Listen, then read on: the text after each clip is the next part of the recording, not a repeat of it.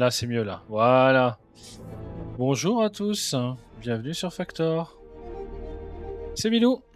On se retrouve pour une petite après-midi découverte autour de The Mermaid Mask. The Mermaid Mask, c'est la suite de Tangle Tower qui était sortie il y a moultes années, je crois 2018, il me semble. Je dis pas de bêtises. C'était un jeu d'aventure, jeu d'aventure, tout bête, en point and click. Et donc le studio SFB Games a récemment sorti la suite et j'étais un petit peu occupé par mes vacances. Je me suis dit que on allait pouvoir. Alors je l'ai déjà commencé tout seul, mais je me suis dit, allez, on va se le refaire ensemble, juste pour vérifier, pour découvrir tout ça ensemble. C'est parti. Donc j'ai une petite sauvegarde que j'ai à peine commencé. Et c'est parti.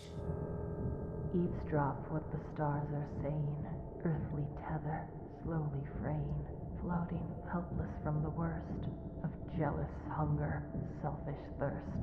Take a moment, kneel and meet the flowers growing at your feet.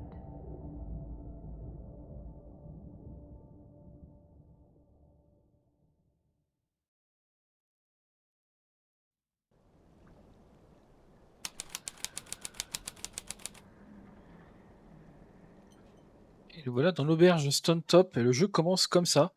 Alors déjà, petite information, on est sur Switch 2 et en fait le jeu a une version Switch 2, mais vous allez voir qu'il y a beaucoup de choses où ils se sont pas trop embêtés, ils ont pas adapté l'interface à la console, vous allez le voir.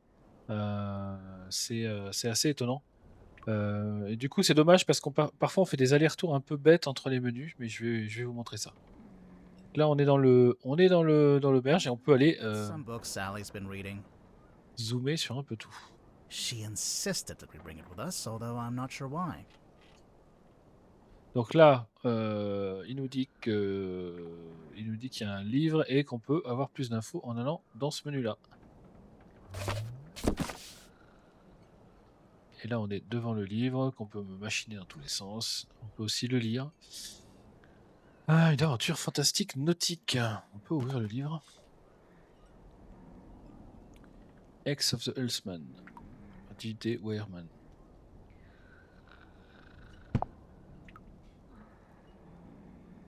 C'est l'édition Kristen Kane.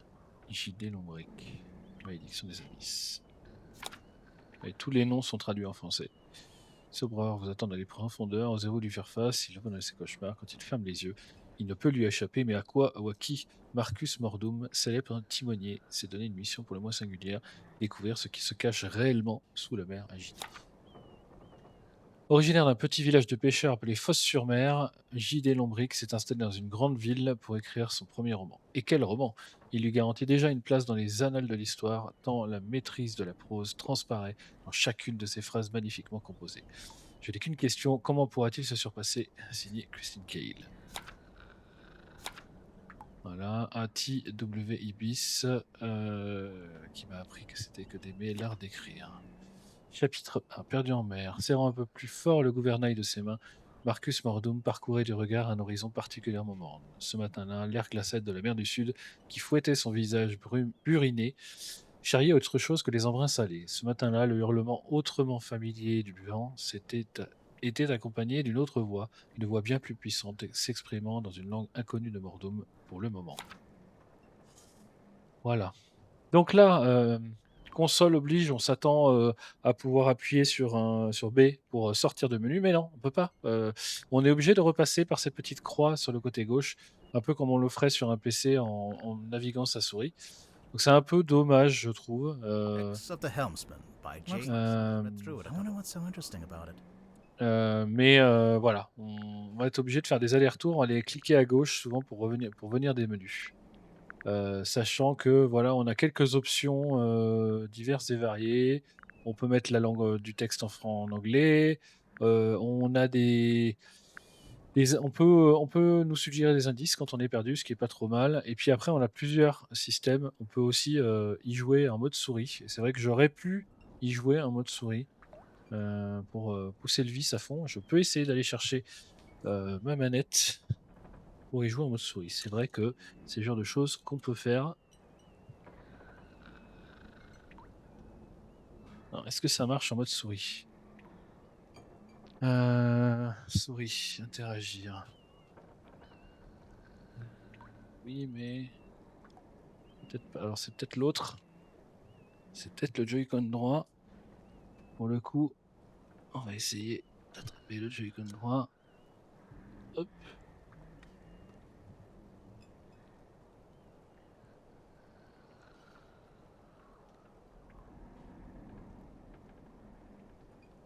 Ouais, mais ça marche pas des masses. Faut peut-être que je le détecte, que j'aille le détecter dans les options. Voilà.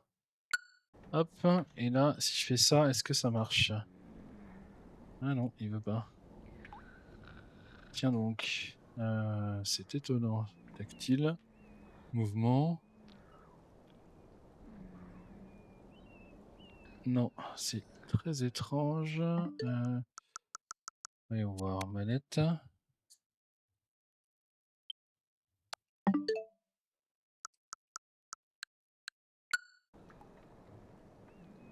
Non, ça veut pas. Faut peut-être que je redémarre le jeu. Je vais essayer de le redémarrer, histoire d'avoir la meilleure expérience possible.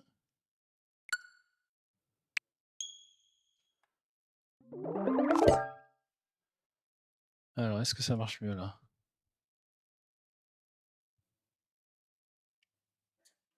Mode souris, oui, non, peut-être. Eh ben non, il veut pas. Il ne veut pas. Donc ça c'est pareil, je ne sais pas pourquoi.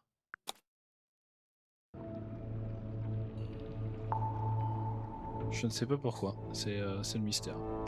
Et ben tant pis, on reprend là où on était. Donc, l'auberge Stone Top. Donc on a vu le bouquin. Fishing trips on board the dearest Selena. I'm guessing that's an English. Pêche. Inquire with Felicia Stonetop at the bar, or with Sylvia Seafoam at the harbor. Donc là, on a une liste des choses qu'on a trouvées. Magnus Mortuga. Malédiction des abysses. Magnus Mortuga. Ancien capitaine du sous-marin Mortuga. Voilà. Donc là. It's Sally. She's fast asleep. To be fair, it is 4 in the morning. I agreed to stay awake and see if anyone shows up. So far, nothing. It's Sally. Ouais, ok. Faut pas la So far, retoquer deux nothing. fois. Bar stools. The wood is rotting, so I've strategically chosen not to sit on them. There's nothing written on the barrels. I'm sure they were once filled with some kind of wonderful, unsanctioned local ale. It's the case file. Ah, le dossier de l'affaire. It was left for us right here on the bar. Dossier remis en cuir, il a été laissé sur le comptoir de l'auberge. Stone Top. Pour le détective Grimoire. Maître manuscrite accompagné de 2 photographies. Ah ben voilà, Mortuga. Pour le détective Grimoire. Alors. Victime, capitaine Magnus Mortuga, 39 ans, lieu théâtre des illusions, sous-marin Mortuga. Mortuga s'était enfermé dans la pièce, après quoi la porte a été forcée et le cadavre découvert. Mortuga était le seul dans la pièce, allongé sur le dos, la gorge tranchée nette. Aucune arme blanche n'a été retrouvée dans la pièce. En dehors d'un ancien chaudron en pierre recouvert d'un épais couvercle en métal, le théâtre des illusions est vide. Nul ne sait à quoi ce chaudron sert. J'ai cependant été informé qu'il n'a jamais été déverrouillé avant. C'est désormais le cas, il a été rouvert. Signé le capitaine Selmarin, capitaine de sous-marin Portugal. Ok. Captain Seafoam. Capitaine As far as I Selmarin. know, that's who hired us. And who left the case file here in the inn. But where are they now? Where's anyone? Sally, what do you think? Great contribution. I thought I heard something outside. Ah, Il semblait entendre quelque Hello? chose dehors. Sally, wake up. We have to go. Why? Because there's an eerie green light trying to lure us outside. Oh, that's a pretty good reason. I'll get up. I think it's time to go outside. To move around, use the map button in the bottom left. Voilà. Donc on va utiliser la carte. Et donc on va pouvoir aller d'une scène à l'autre avec cette carte. C'est parti. Place du village.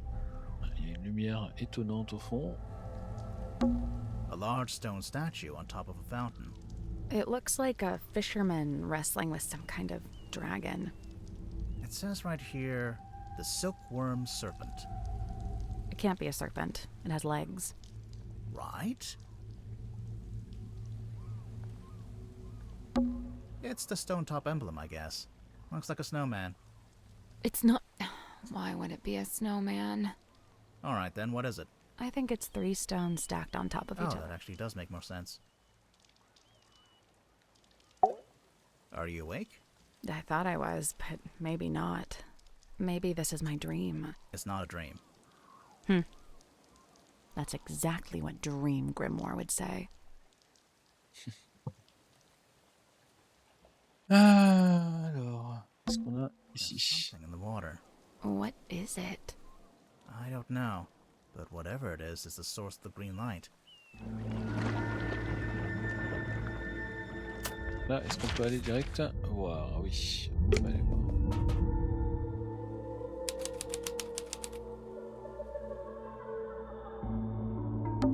An old wooden boy. With a face.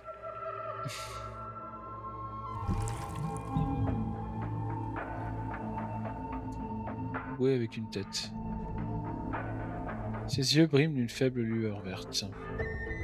This is where the green light was coming from. I noticed it started to fade as soon as we stepped onto the deck. So it's a boy that doubles as a lighthouse? The opposite, really. A lighthouse warns you to stay away. But this thing lured us in.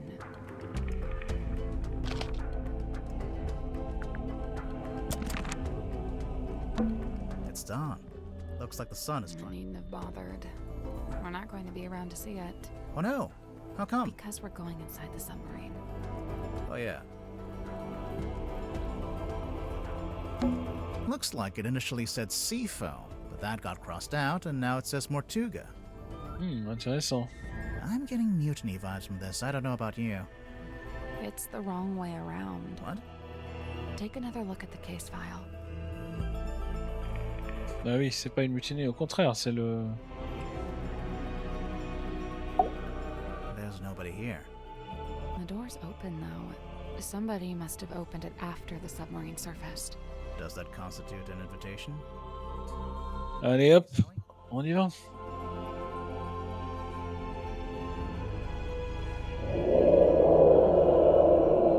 What did you say? Huh? I didn't understand what you said. I didn't say anything. Oh. Weird. Are you okay? Yeah.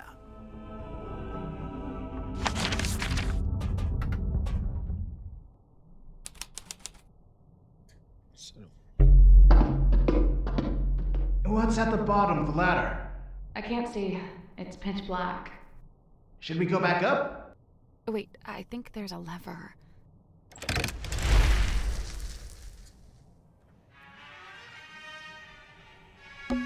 I guess this is what lights up the room when you pull the switch. I wonder what they burned to make it pink. Oui, c'est vrai que c'est étrange. Whoa. What is that?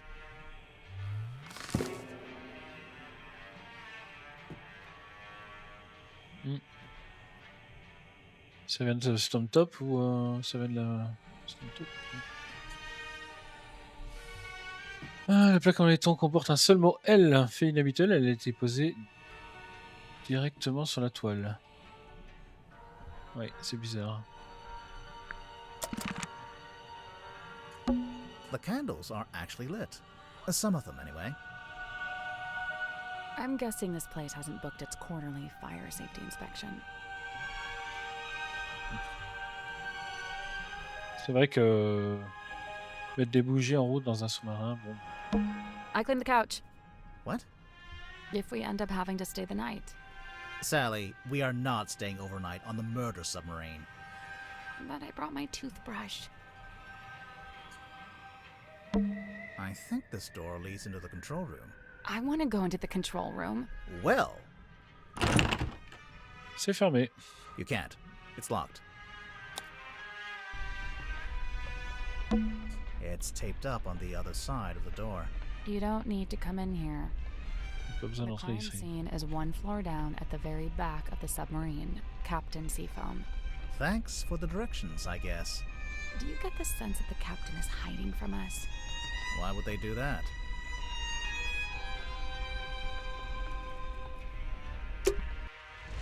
Où est l'équipage en plus? C'est bizarre en fait. Très étrange ça. This is the weirdest submarine I've ever been on. And the first? And the first.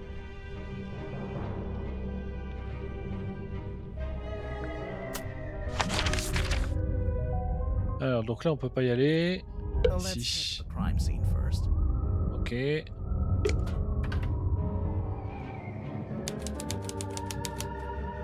Réfectoire. This looks like dead coral. Is Coral ever alive? Coral are marine animals, dude. What? Pufferfish lamp. A timeless classic. 3 tables, arranged into a Z shape. It's actually more like an S from this angle. Oh, maybe they were trying to write my name, but they ran out of tables. Playing cards. Looks like someone got dealt a bad hand. Oh, really? I have no idea, I just thought that would sound cool. It's a big metal statue of a serpent. There is a cabinet built into it, but I think it's locked. Ok. Peut pivoter les 4 cadrans dans la bonne position.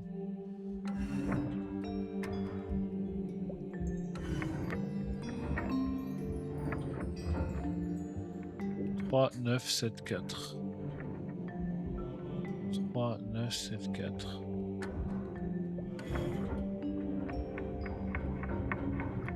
3. J'y en crois les faces des trucs. 4, 5, 6, 7, 8. Donc là, il faudrait un carré pour celle-là. Voilà. Et ensuite, 7. Là, il faut un triangle. Et c'est ça, hop. Triangle. Et là, je pense que le 4... Ah oui, le 4, il est là-bas.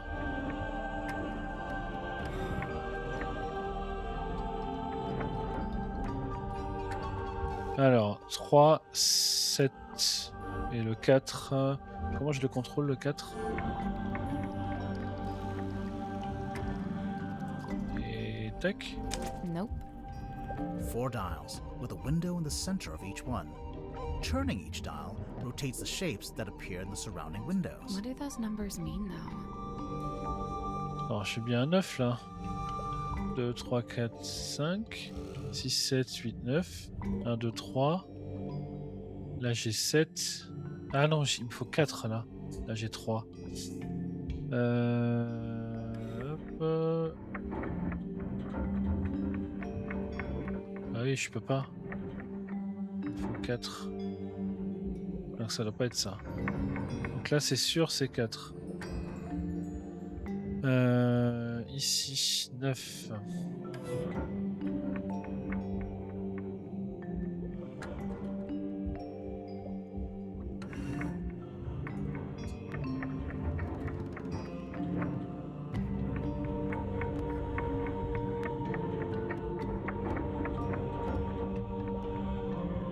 Là, on est pas mal là.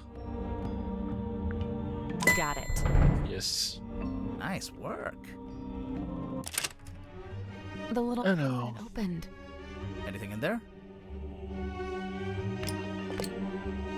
Comprimé solaire. Une bouteille en verre brun contenant 3 sortes de comprimés. Ok.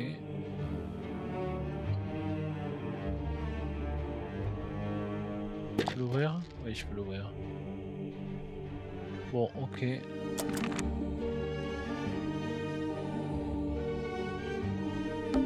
A picture of a fish. Delightful.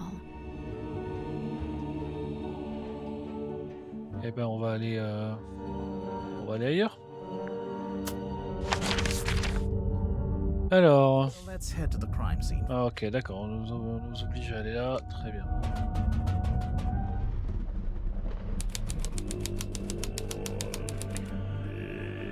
Théâtre des illusions. Voilà la scène de crime. Blood.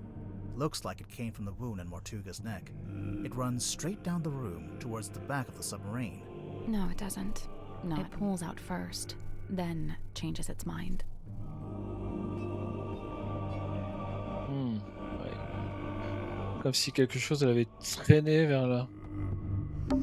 So, this is where Magnus Mortuga died. It's just like the case file said. He landed on his back with the cauldron at his feet. He was killed by getting cut across the neck, right? Yeah, you can see that's where the blood came from. But there's no weapon, no knife or anything. Nothing.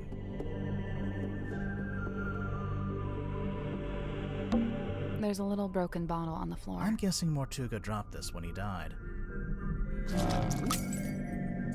Fiole lunaire. Petite bouteille en verre brisée sur le sol des illusions. Le liquide violet qui s'en découle dégage un subtil parfum floral. La petite étiquette arbore une simple lune.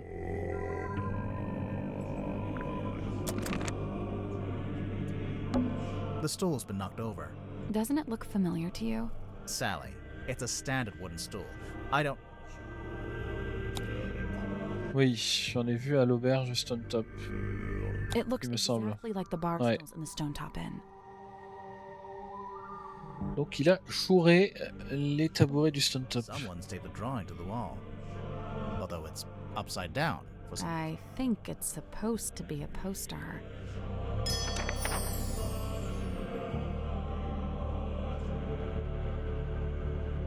Une raison inexplicable a été placardée à l'envers. Alors, titre ici, Théâtre d'illusions. La baronne Fortuna présente la dame au miroir. Incompréhensible, je n'avais jamais rien vu de tel. Inconcevable, je ne savais plus que croire. Réservé aux places. Fortuna, Hall Sumer, du lundi au samedi à partir de 20h.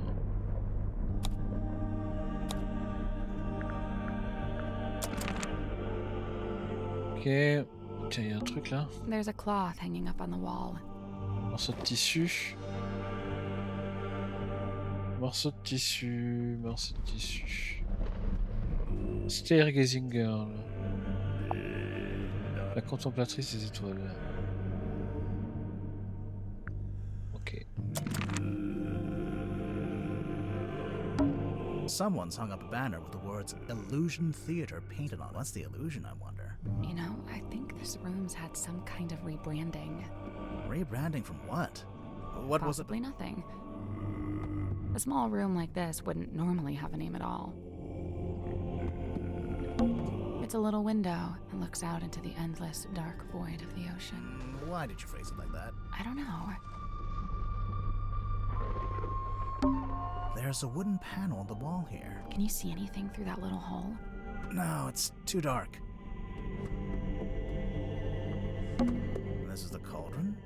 Not quite le what chaudron. I was expecting. Un antique chaudron en pierre trouvé dans le théâtre des illusions, près du corps de Mortuga. Plusieurs rayures profondes strient sa paroi intérieure, autrement scintillante. L'extérieur est en lui recouvert d'algues et de vernacles.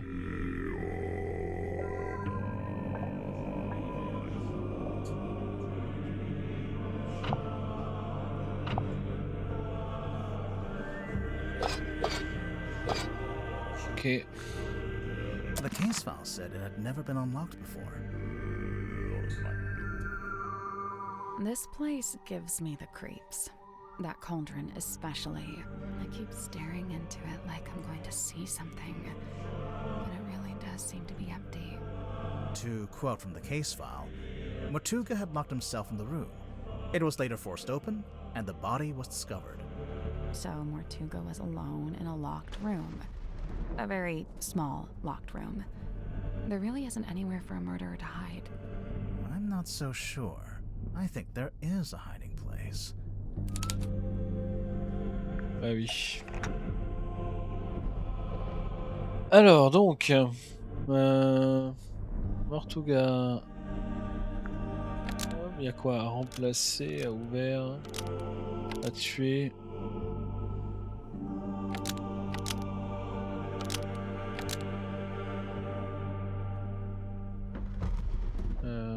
Check. Pour faire croire à un, pour accuser quelqu'un d'autre, il a cassé quelque chose, il a tué la personne à l'intérieur. Il s'est fait tuer parce qu'il était intérieur. Oui, donc c'est ça. Mortuga, hop, il a ouvert le chaudron et s'est fait tuer parce qu'il était à l'intérieur. Magnus Mortuga unlocked the cauldron and was killed by what was inside. I really don't think a person would fit in that cauldron. And didn't they say it had never been unlocked before? If that's true, there couldn't have been anyone in there. Right, I agree. I don't think it was a person. Then what? I don't know. But you have to wonder why it was kept locked in the first place. I'm guessing there was something pretty bad in there. Look, Mortuga died from a cut across his neck, not from some vague paranormal entity. Unless you're suggesting it was a vague paranormal entity with a knife? Did you get a good look at the inside of the cauldron? There was something I noticed.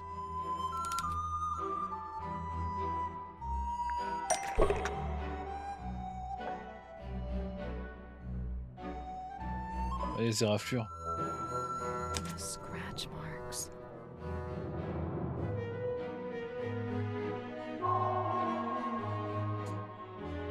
Chapitre 1, le châtiment du chaudron.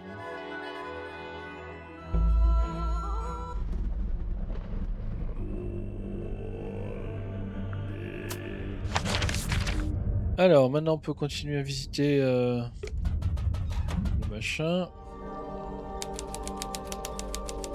Chambre d'enfant. Chambre d'enfant. It's a model submarine. I think it's a doll's house. Maison de poupée en forme de sous-marin. Pourquoi pas. Page ripped out of a newspaper. Unique page d'un journal trouvé dans une chambre d'enfant. Chambre d'enfant. La dame au miroir. Enchante le public. Critique par James Dusk. La jeune illusionniste qui se fait appeler Symétrie Suaire de Phalène, parce qu'après tout, pourquoi pas, ouvre le spectacle avec son numéro emblématique qui consiste à dialoguer avec son propre reflet dans un grand miroir. Les deux symétries bougent indépendamment l'une de l'autre et discutent de leurs angoisses morbides et pensées intrusives, ce qui introduit les thèmes principaux du reste du spectacle. Même si j'ai ma petite idée sur le mécanisme de ce tour, il n'en reste pas moins tout à fait convaincant pour un œil moins cynique. La mystérieuse mademoiselle Suaire de Phalène achève sa performance par un numéro étonnamment comique lors duquel elle tente de communiquer avec son oncle Grégory qui apparaît dans une boule de cristal. Mais tout ne se passe pas comme prévu et tout le public a le rire aux éclats lorsque Symétrie s'est retrouvée mise en attente pendant sa tentative désastreuse de contacter l'au-delà. Dans l'ensemble, le spectacle est un triomphe. Cet aperçu du mysticisme restera à jamais gravé dans votre mémoire. Instrument de mesure de navigation nautique et d'aéronautique de précision de Godric Creep, chantier naval de Drummond, gréement prise de riz. Sortie de pêche quotidienne. Le spectateur de Fosse-sur-Mer, éditeur MTW Ibis. La prise du jour, un mystérieux serpent de mer échoué sur le rivage. 3 heures du matin, l'heure fatidique, baignée dans les rayons de la lune, la douce Selena pénétra dans le port à grand renfort de grincement. Sa silhouette qui s'aspirait entre la voix semble désormais alourdie, comme chargée d'un pesant fardeau. Elle cache un secret. Un instant passe, mais que se passe-t-il? Quelque chose s'est hissé sur les rochers visqueux qui bordent le Fosse-sur-Mer. Un cadavre, une créature, ses yeux sont noirs. Mais non. En y regardant de plus près, elle n'a pas d'yeux. Il s'agit d'une sorte de serpent. Un dragon peut-être? Non. Ce n'est pas ça. Ce sera donc un serpent. Histoire complète, page 4 et 5. Ok. Il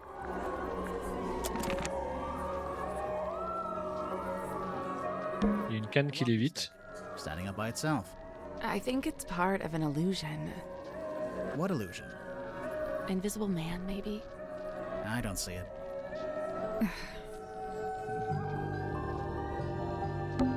An eerie painting of a girl standing in the woods.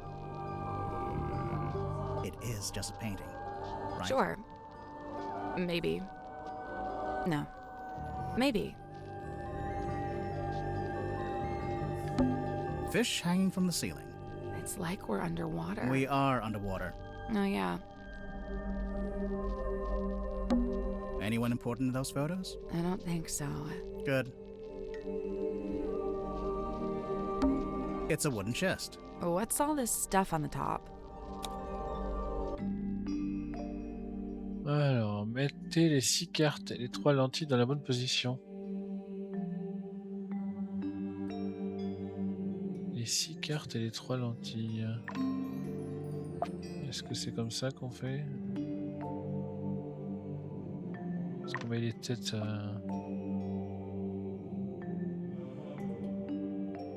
Non, pas forcément.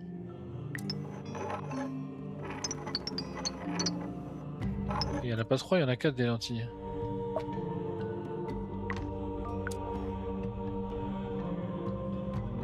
Dans la bonne position. Donc il y a 4 lentilles. Jennifer et Margaret regardent d'un air jaloux Patricia dont la poupée n'est ni trop grande ni trop petite.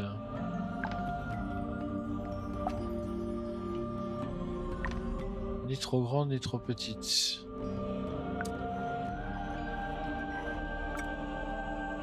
Est-ce que je peux...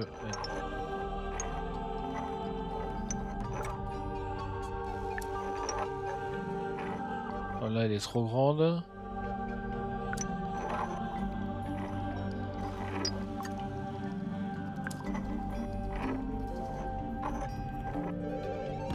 Elle est trop grande, là. Ah oui, il faut peut-être le... Non. Jennifer a regardé d'un air jaloux Patricia dont la poupée n'est ni trop grande ni trop petite.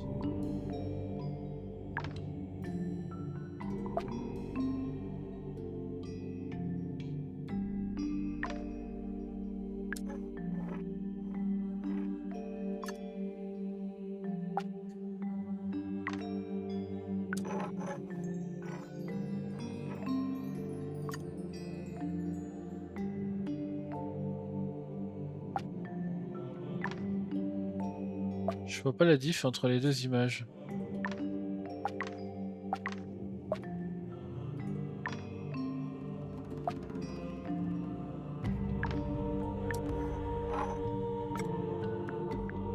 Nope. First things first, we need to make sense of that clue written on the box. Right. Surely it's the key to knowing where to put everything else.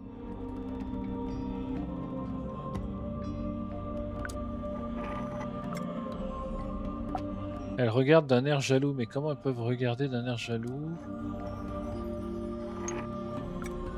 Elles regardent déjà d'un air jaloux, là. Où est-ce qu'il faut jouer avec les trucs pour leur faire regarder d'un air jaloux?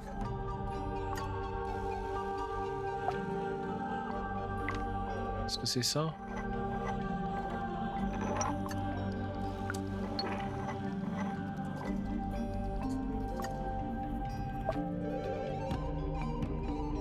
Ni trop grande, ni trop petite.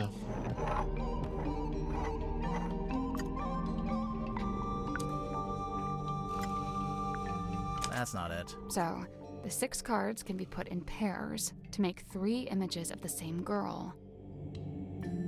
3 images de la même fille. And then the glass lenses change and warp those images. D'accord.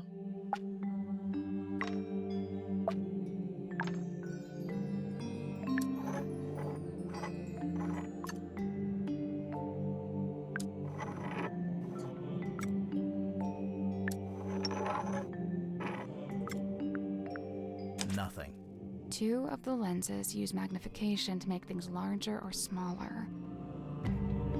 And the other two use a kind of fisheye effect, which bends the images in different directions. Oui, donc c'est ça en fait. Ça c'est plus gros, plus petit.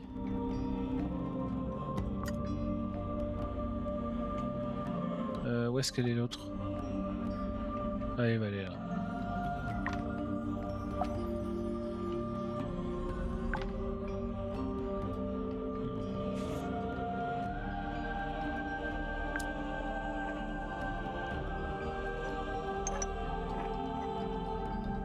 Elle regarde d'un air jaloux.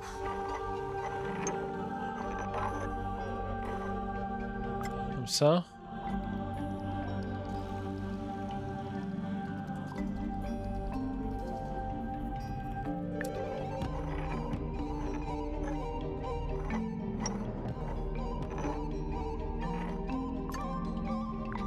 Nothing.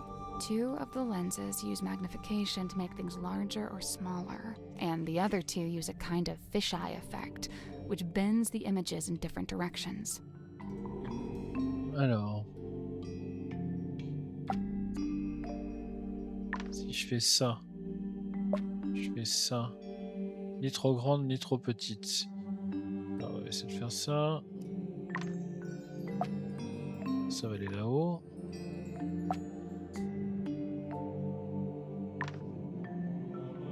Ça, c'est la partie grande.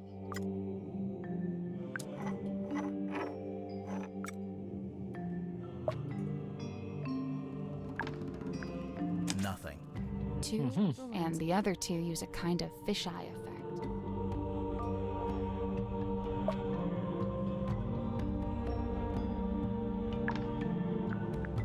Nothing. Bah, Two of the and the other two use a kind of fisheye effect. pourtant, c'est bien ça, hein. Elle regarde la... Patricia dans la... Ah, mais Patricia! Mais oui, Patricia... C'est ça.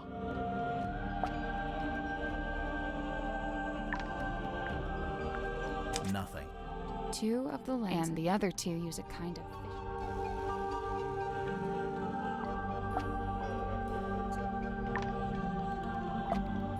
Bon, la poupée est ni trop grande ni trop petite. Ah oui, mais en fait, ok. On va y arriver. Hein.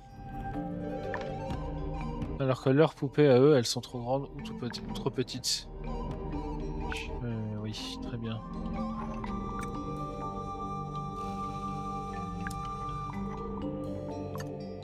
Et maintenant, toi, tu vas regarder là. Toi, tu vas regarder là.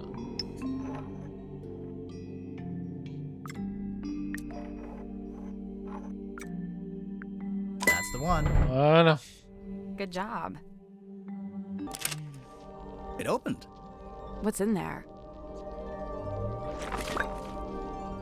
Un œil de verre.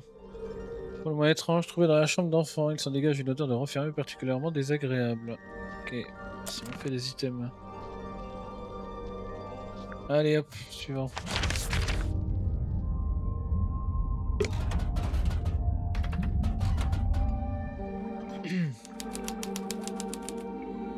Crotte du sas. Il y a quelqu'un là. Ici, il y a quoi? It's a diving helmet. One of those old heavy ones. You think it's a safe? Nah, looks pretty dangerous. A safe. Oh, Alors.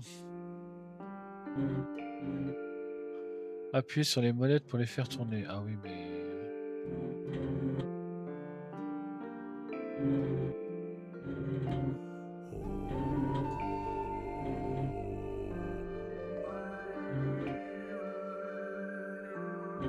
Comment savoir quel est le code?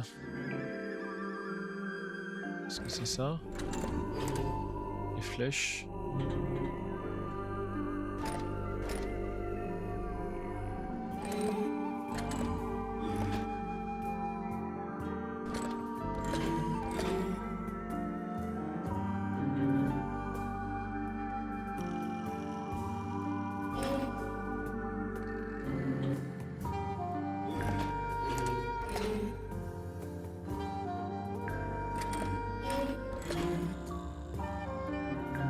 Je fais un peu n'importe quoi.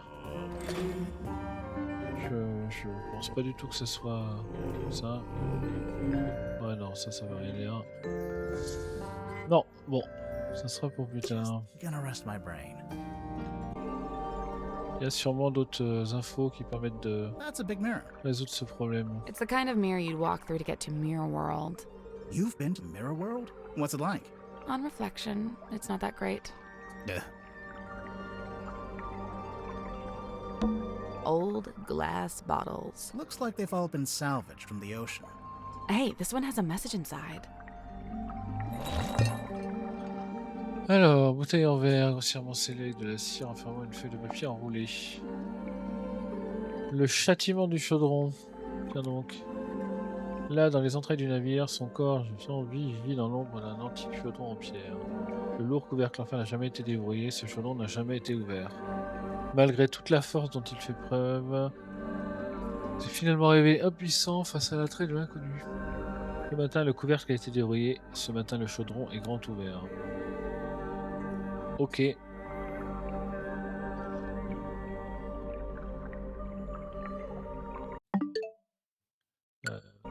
C'est pas ça, c'est ça.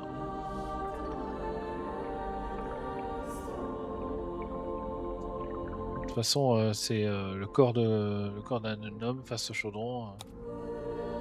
Ok. It's a collection of small mirrors. You know, it might be fun to start a mirror collection. I could really see myself doing that. Looks like a jellyfish. It's 2 glass bowls and some seashells. Right. But what does it look like? Jellyfish. Allez, qu'est-ce que tu as à me dire, toi? Me, Madam Tadpole. Yep, that's my name. First question. Go. Are you a mermaid, or what's the deal? Great question. Half mermaid. The top half, obviously. From the waist up, all mermaid. And as you can see, I have the legs of an ordinary human woman. An ordinary human woman? Who happens to be an Olympic-level swimmer. Ah. Second question. Go. Ok. So, Madam Tadpole, you're a professional swimmer? Or a professional mermaid? I'm not a professional anything, not anymore. I'm done with all that. Do you have gills? Nope, it's a tattoo. Sorry to disappoint. It's cool. Why'd you get it? I've always been real good at holding my breath underwater, like scary good. The other kids used to call me Fish Girl. Ah, kids can be mean. I'd say they had it right. How come you're here on the submarine? Okay, so I like to go diving. In the sea, deep. Oh, like with an oxygen tank and a mask? No. I don't use any of that stuff. Anyway, so one time I went too deep. I wasn't going to come back up. I was pretty much done for. Somehow Magnus found me, pulled me into a submarine. He brought me back. I owe him my life. Wait, so are you from Silkworm? Were you living in the town? Nope, I'm from far away. Then how come you were diving into this bit of ocean? Oh, well, yeah, I was visiting the town. For work. What kind of work? Performance art. Kinda. Like I said, I'm done with all that. So, Mortuga saved you from drowning, and you just decided to stay? It's where I belong. The ocean. I had my fill of living on land. I've got no interest in going back.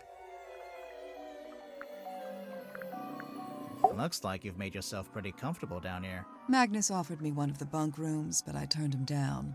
And yeah, over time I turned the airlock into a nice little home for myself. Where did you get all this stuff? The mirrors, the bottles. Shipwrecks, shipping containers, you name it. If it falls into the ocean, I consider it fair game. You go swimming out in the actual ocean. Of course.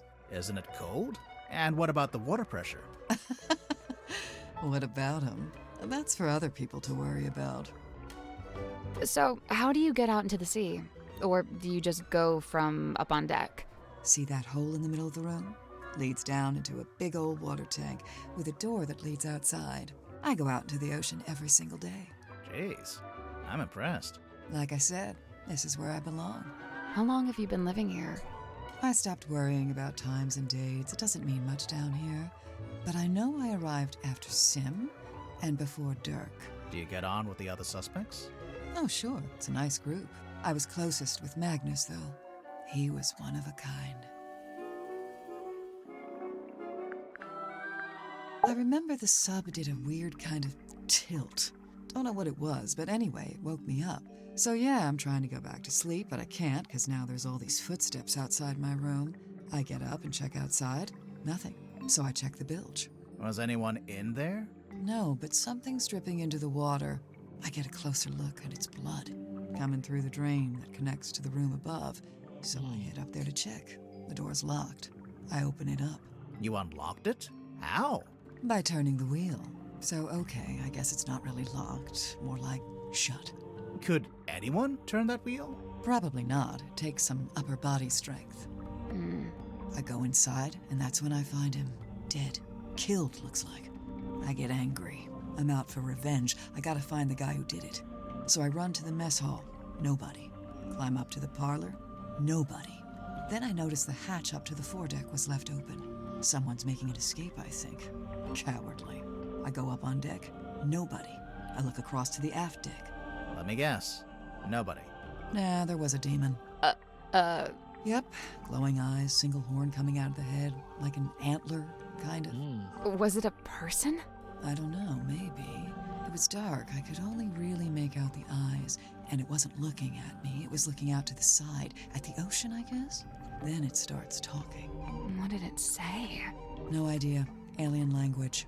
Eddie. What? Okay, even I'm making notes now. This is the best statement we ever got.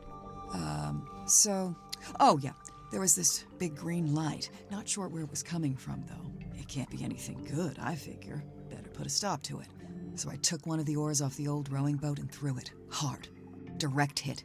Its head came off, pretty sure. I saw it fall into the ocean. Suspect vanquishes demon with improvised javelin. After that, the green glow went away, so now it's too dark to see anything. I want to be sure, so I jump off the side and swim over to the aft deck. But nope, nothing. Then I dive down past the back of the sub to take a look around. Did you see anyone? No. No. How should I put this? I'm pretty sure I was being watched. Like I could feel something was out there with me. I don't know. Sorry. Did you ever find the head of the demon or whatever it was? You said it fell into the ocean. Oh yeah, I did actually. It was right there, floating in the water. Turns out it was this leather mask kind of thing. A mask? Like a full head mask, you know, kind of like a balaclava. Do you still have it? Nope. I took it back inside the submarine, left it right here in the airlock, and, it's gone. I think it got stolen. That's, disappointing. Tadpole, you didn't finish your statement. Right. I left the airlock, told Cynthia to gather up the others and come up to the storeroom. Zephyr was in the mess hall. I told him to come too. So I go to the storeroom. Dirk's there with Werman and Sim. Everyone else shows up shortly after. So, you all gathered at the crime scene. What happened? Nobody wanted to admit to murder, so it was a bit of a stalemate. Most of the others made excuses and scurried off. Zephyr, Grip, and I stayed behind. I guess we were the ones who knew Magnus best. That's it. Story's over. Get out of here.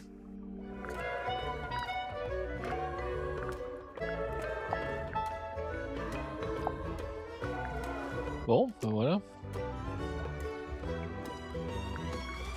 C'est bon pour elle. Ça a clignoté ici. Glass Looks box. like they've all been salvaged from the ocean. Hey, this one has a message inside. Oh, mais c'est la même chose. Oui, oui.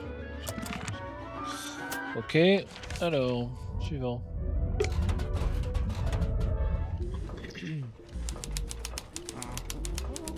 Salle des machines. Hello? Is anyone there? I think there's someone in that basket.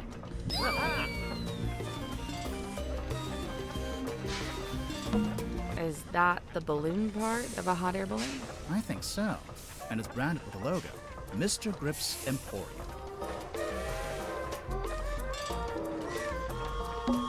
selection of some of my more unusual compasses. Please peruse at your leisure.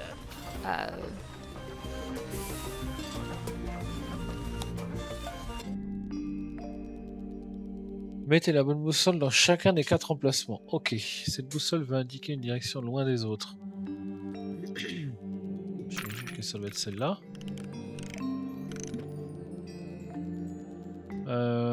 Cette boussole ne veut pas résoudre l'énigme pour l'instant. Cette boussole veut pointer en direction de toutes les autres.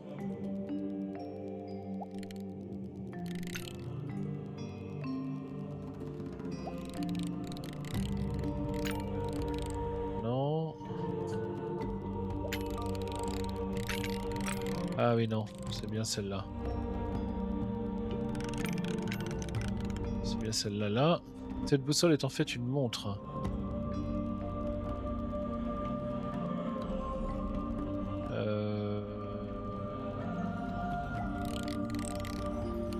Donc celle-là, elle va là. Cette boussole est en fait une montre. Où est-ce que je vois les chiffres? Est-ce que j'ai les chiffres par là?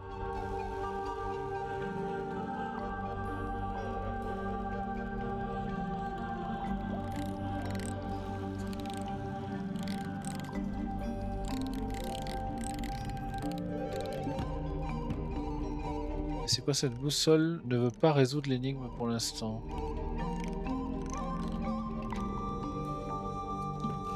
Est-ce que c'est ça, peut-être? Nope.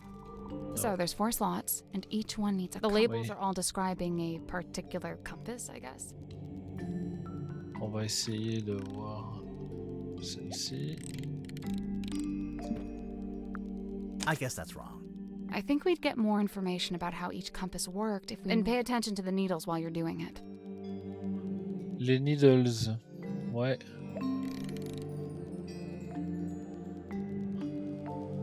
On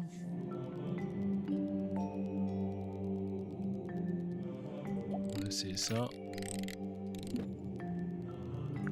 Nothing. It's really all about the behavior of the needles. At Relative. least one of them doesn't seem to be a compass at all. Cette boussole est en fait une montre. C'est plus peut-être celle-là.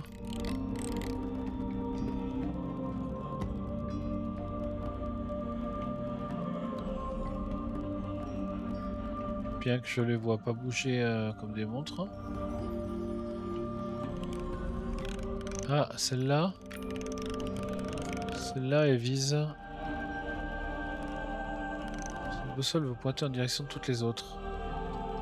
Et celle-là, elle veut pointer en direction d'une seule.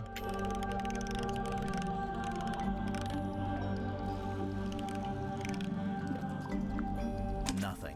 It's really all At about the. least one of them doesn't seem to be a compass. Alors, elle pointe en direction de celle-là. Ah non.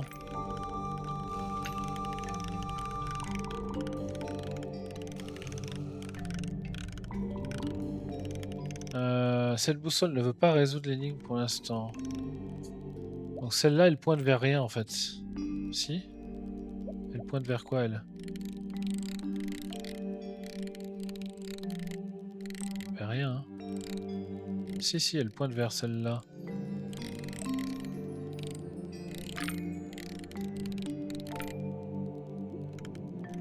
Elle pointe vers celle-là là-haut.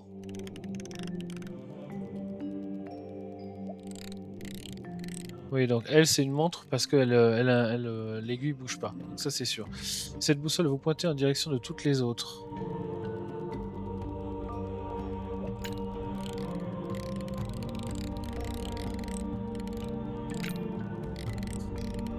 Celle-là, elle veut pointer en direction de celle-là.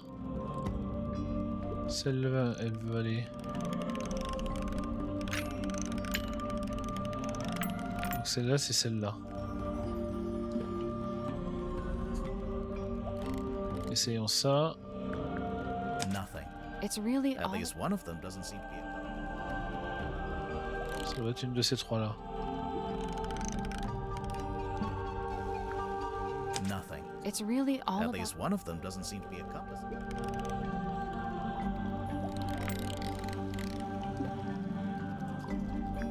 Oh, that was it. Voilà. Ok. Nice work. Did something unlock? Nope. Yeah, it did. I heard it. Sounded like a box opening. Pure conjecture. Ok, donc il y a une porte qui s'est ouverte, par exemple ici. It's open. What is that? That is not for sale. Please Too late. Sorry. Alors, un parchemin caché dans la salle des machines. Qu'est-ce qu'il raconte? Ah! Une bout de carte. Un X rouge est inscrit en plein milieu de l'océan. Carnet d'entretien. Localisation d'environ 2 miles de la côte de Fos-sur-Mer. Carte interprétée par Gordocrip. Client Magnus Mortuga. Coût offert. Ok. Donc c'est intéressant, c'est pas très loin. Tiens, ça c'est marrant, la boussole là. C'est le. Enfin, la bouée, c'est la bouée qu'on a vue sur le pont. What on earth? Aha! Customers. Come in, and welcome to Mr. Grip's Emporium. Wait, what? I guess he's Mr. Grip. What's that? You'd like a succinct yet exhaustive rundown of our operational philosophy? I don't think I said that. Here at Mr. Grip's, we plot the unplottable, chart the unchartable, and measure the unmeasurable. No sea too vast, no night too dark, no fog too thick. With the right contraption in your pocket, even the great unknown may be quantified and calculated. So fret not, noble navigator, as we stock all the essentials.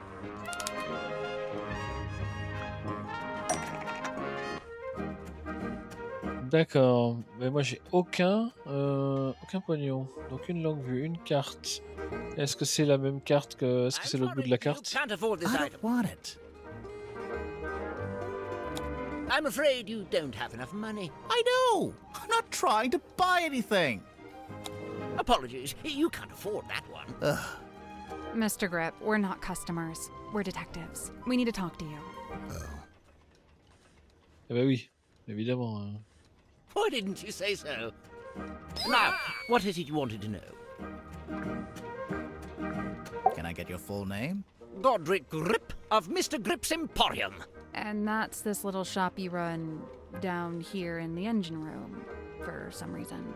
Well, this is merely the newest branch. The flagship site is back in Circuum-on-Sea. Yeah, we saw it. It's all boarded up.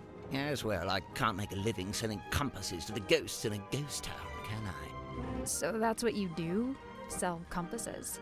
Seems kinda niche. We buy, sell, and service all manner of nautical navigation equipment. What's that? Ah, yes, we also provide cartographic consultation. We'll analyze and decipher any map, all for a low, low fee. Some maps may be invalid. Fee to be decided on a case-by-case basis. Sorry, did you just talk to your stick? You mean Cornelius Kane? And he's given it a name. Great. Don't ask any follow-up questions. Maybe he'll let us move on. How'd you wind up here? I crashed my hot air balloon into the ocean. Whole thing came down. Dreadful. And of course, I've never been a swimmer, don't have the upper body strength. How'd you crash your balloon? A rather spirited disagreement with a flock of migratory pelicans led to an abrupt Sure, okay. And the actual reason? storm. There we go. Wait, so you're an aeronaut? I thought you were a shopkeeper. Yes, well, you're quite right, of course. But I'd been inspired to leave my shop behind and head out on a journey of discovery into the great unknown. That was the plan, at least. As you can see, I didn't make it very far at all. So there's a storm, the balloon crashes, you fall into the ocean. Then what? Enter Captain Mortuga. He finds me adrift, fishes me out of the water, and promptly places me here. In the engine room? Was every other room taken? On the contrary, only Mortuga and Zephyr were living here when I arrived, so I rather had the run of the place. Cornelius and I just agreed this would be the best place to set up shop, as it were. Why did you set up your shop again? You just said you'd been inspired to leave it behind. I had to make myself useful somehow, didn't I?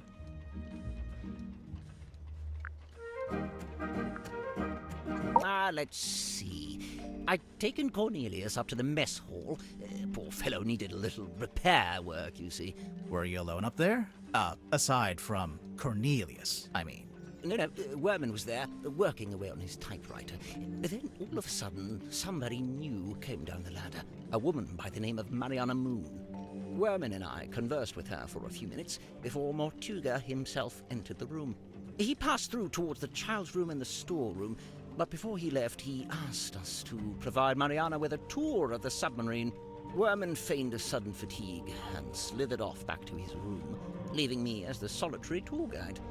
You do kinda look like a tour guide, to be honest. Yes, well, I won't bore you with a blow-by-blow. I'm sure Mariana will cover that in her statement.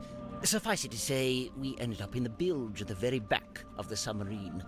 And there we were, standing in the dark, when all of a sudden, a voice echoed down from above.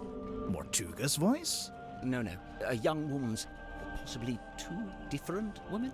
The voices were followed by the sound of a blade, and finally a dull thud, like something hitting the ground. Sounds like a murder to me. What did Mariana make of all this? Well, apparently satisfied by our impromptu eavesdropping session, she made her farewells and left. You didn't go with her? No, I stayed a little longer. Did you hear any other weird noises? I did. First, the sound of the storeroom door wrenching open and then closing again. Secondly, some kind of short, heavy scrape, mechanical. And finally, a dull thud, like something hitting the ground. Sorry, again? How many murders were there? I didn't really know what to do with myself after that, but an unexpected lurch of the submarine caused me to very nearly topple over into the bilge water. So I decided to take my leave and return to the safety of my engine room. You didn't want to go upstairs and see what was going on? I certainly thought about it. Ultimately, I think it came down to cowardice on my part. You didn't want to run into the murderer. So, let's see. I was sat there, feeling rather pathetic, when Cynthia appeared in my doorway. What did she want? Well, she had a compass she wanted me to fix. I agreed to take a look at it for her, but that wasn't the end of it. She then told me she'd been asked to bring me upstairs, along with everyone else. And so, after fetching Mariana from next door, the three of us went up to the storeroom. I saw Mortuga's body laying on the floor, saw the cut across his neck. The cowardice I'd felt before compounded. Tadpole spoke to the room. She wanted a confession, or even just an explanation. It goes without saying that nobody was willing to offer one. Really, that's the end of it. After that, several things happened very quickly. Cynthia became captain, decided to bring in a detective. You two arrived, and here we are. Ok. Soupçon, non, j'ai pas encore de soupçon pour toi. It's a big compass. Boussole cassée en cours de réparation, elle a été explosée dans la boutique de... Ah oui, donc c'est la fameuse boussole de machine.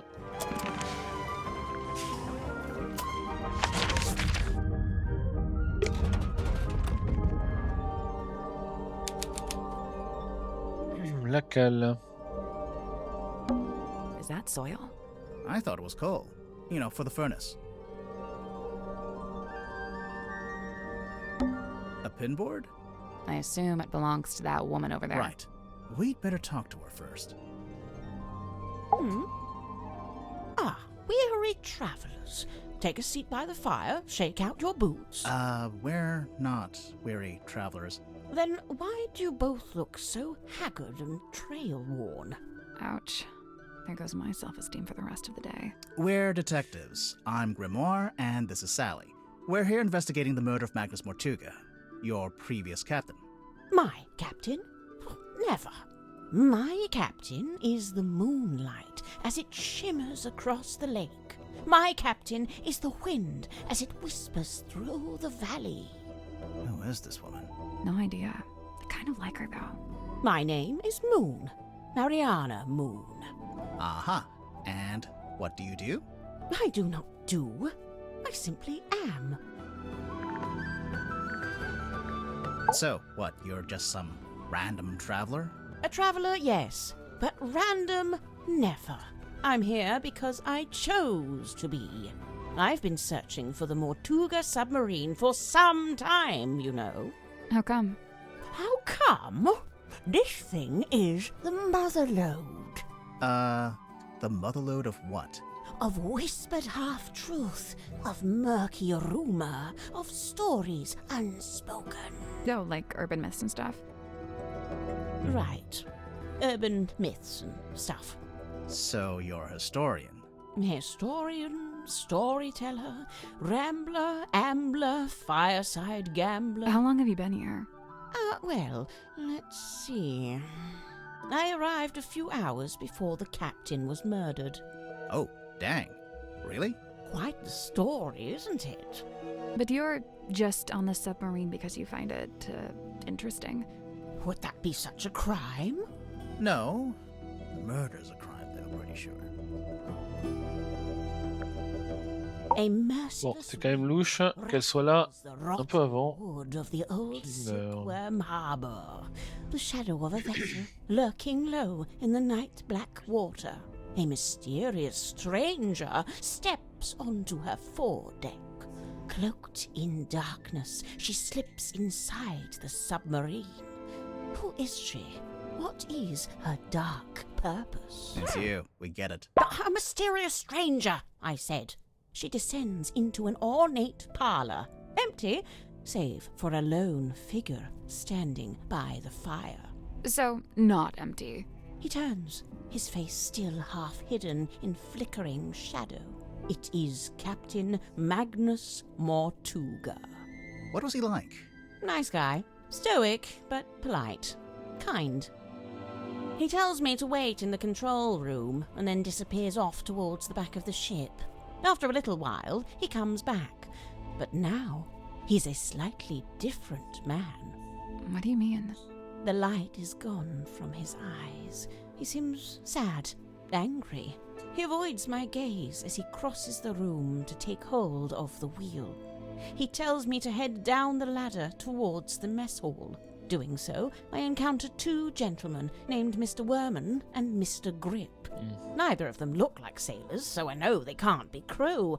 I assume they must be guests like me. And true enough, it transpires that Mr. Werman is a writer and Mr. Grip is, some kind of watch repairman. Captain Mortuga reappears, descending the ladder. He asks the two men to show me around the submarine and introduce me to the others. Then he disappears through the rear corridor. It's the last time I see him alive. Mr. Werman apologizes, explains he's too tired, and leaves through the opposite corridor. Mr. Grip, unable to come up with such an excuse, agrees to show me around. Now, I wrote this down in my diary, so I may as well let you read it.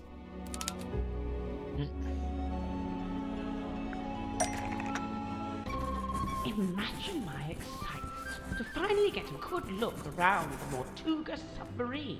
I was even given a tour by one of Mortuga's subordinates, a Mr. Godric Grip. We began by visiting a bizarre laboratory known as the Dream Chamber. An early disappointment. The captain's cabin was locked. Mr. Grip explained how Captain Mortuga mostly keeps this room locked when it's not in use. We climbed down into the living quarters, where a pair of bunk rooms sat at the end of a corridor. The first smelled of crane dust and unwatered flowers. A young woman was laying in her bed, poring over an old document. She hastily hid the document away and introduced herself as Miss Cynthia Seafoam, a name to remember, dear reader, as she will shortly become quite important. The second bunk room smelled of aftershave and desperation. The two men within, Mr. James Werman and Mr. Dirk Dansom, both appeared to be asleep, so we decided not to intrude. Next on the tour, a room inhabited, by the looks of things, by a young child who is also a stage magician. Sadly, the room at the very end of the hallway was sealed with a heavy bulkhead door.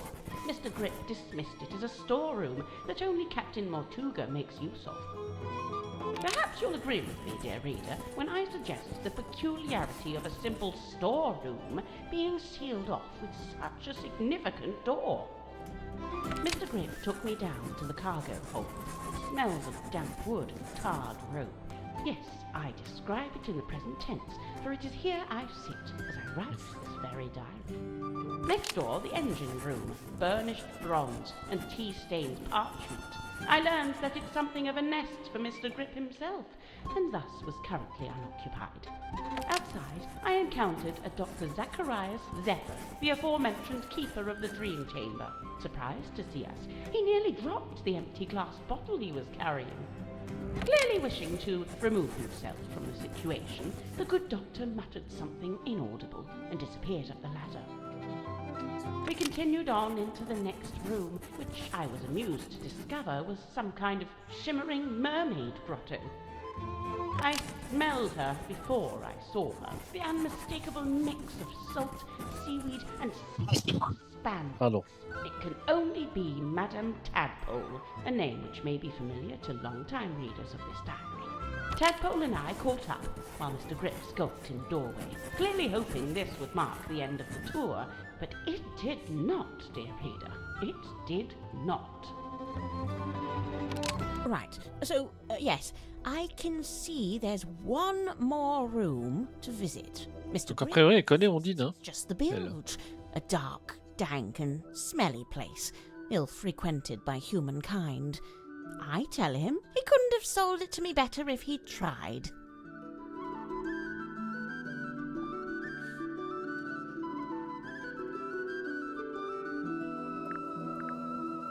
We enter the bilge, but it's too dark to see anything. Mr. Grip, who is clearly tiring of my company by this point, opens the vent in the ceiling to let in a little light. Moments later, a voice is heard, echoing down from above. Whose voice? A young woman, and then an older woman. Donc il y avait deux personnes dans le chaudron. But I remember thinking it sounded a little like poetry. What happened next? The sound of a scream, and then a dull thud. Oh. Yeah, that sounds like a murder. But which murder?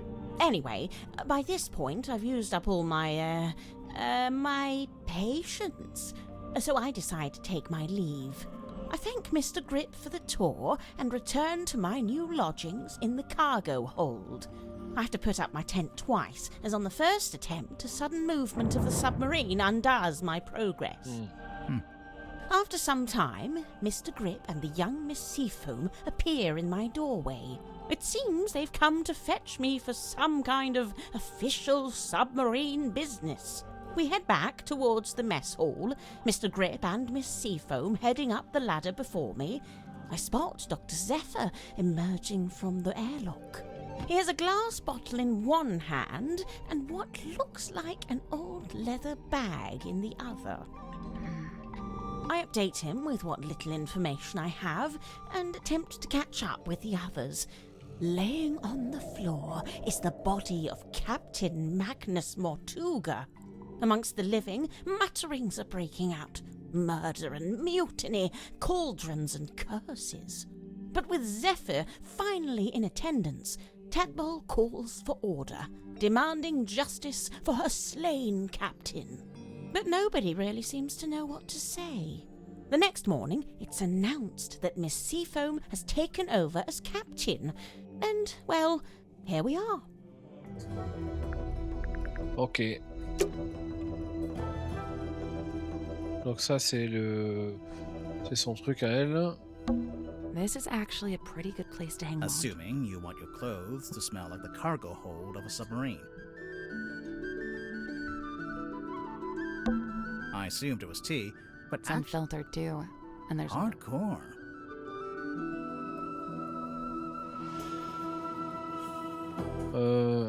Ouais. Eh ben. Sinon. On n'est pas allé ici.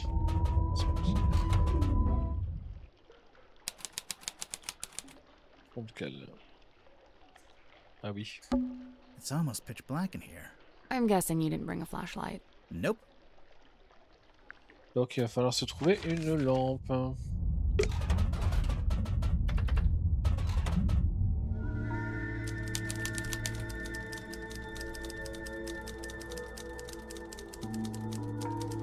Ah bah tiens, l'écrivain.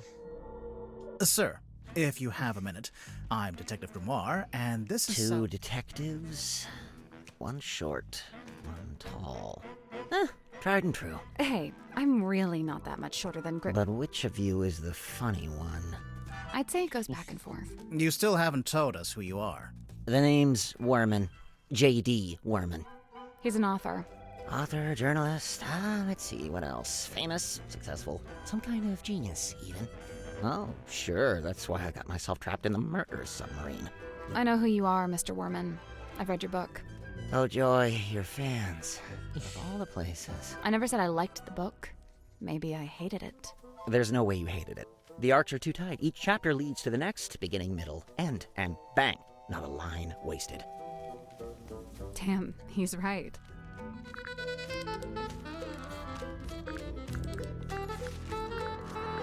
So, Mr. Werman, you're a famous author. That's what they tell me. How did you end up on a submarine? I came of my own volition. Why? I wanted somewhere quiet to work on my next novel. Minimal distractions. Not saying it's worked, but... You're writing a sequel? Trying to. Trying to. Hang on. A sequel to what? Grimoire, are you not paying attention? La malédiction des abysses, évidemment. X of the Helmsman by Looks like Sally's read through it a couple of times already. I wonder what's so interesting about it. Ah, there she is. Benefactor and burden both. Sally, how did you know to bring the book with you? Because Mr. Worman's local to the area. It says so right here. Hailing from a small fishing town named Silkworm-on-Sea, J.D. Werman moved to the big city to write his first novel. My publisher wrote that. It's quite true, but she made it sound so saccharine. So you're from the town, you moved away, and then you came back. Now, see, you've gone too far in the other direction. That's too utilitarian. I get going back to your hometown for peace and quiet, but then to end up on the submarine? How did you even find out about it? Did you already know Mortuga? Oh, I knew of him.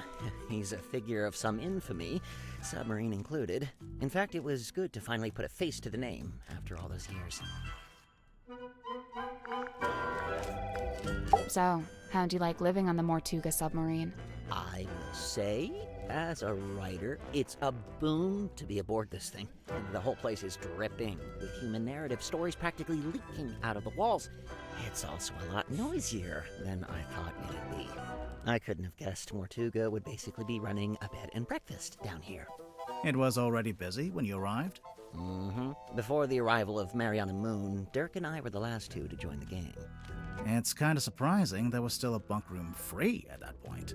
Well, I wouldn't look a gift horse in the mouth. What's it like sharing a room with Dirk? Oh, we get on like a house on fire, 2 peas in a pod, that's us.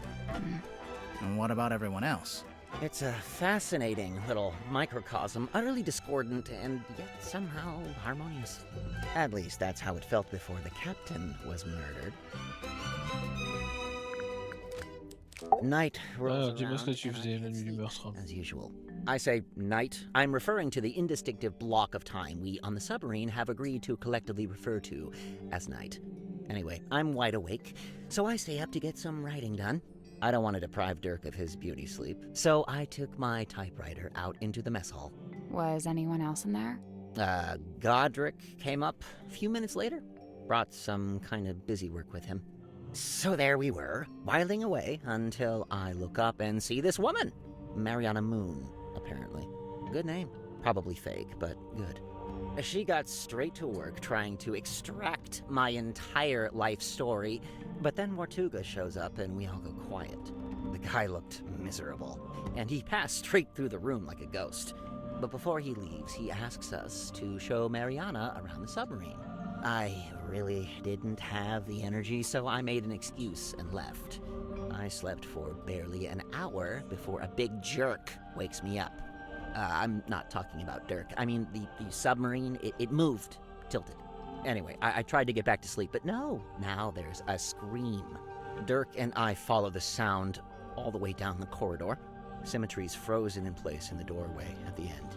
And behind her, Mortuga, dead, laying in front of some ancient stone cauldron. The lid of the thing flung open, like something had just burst out of it.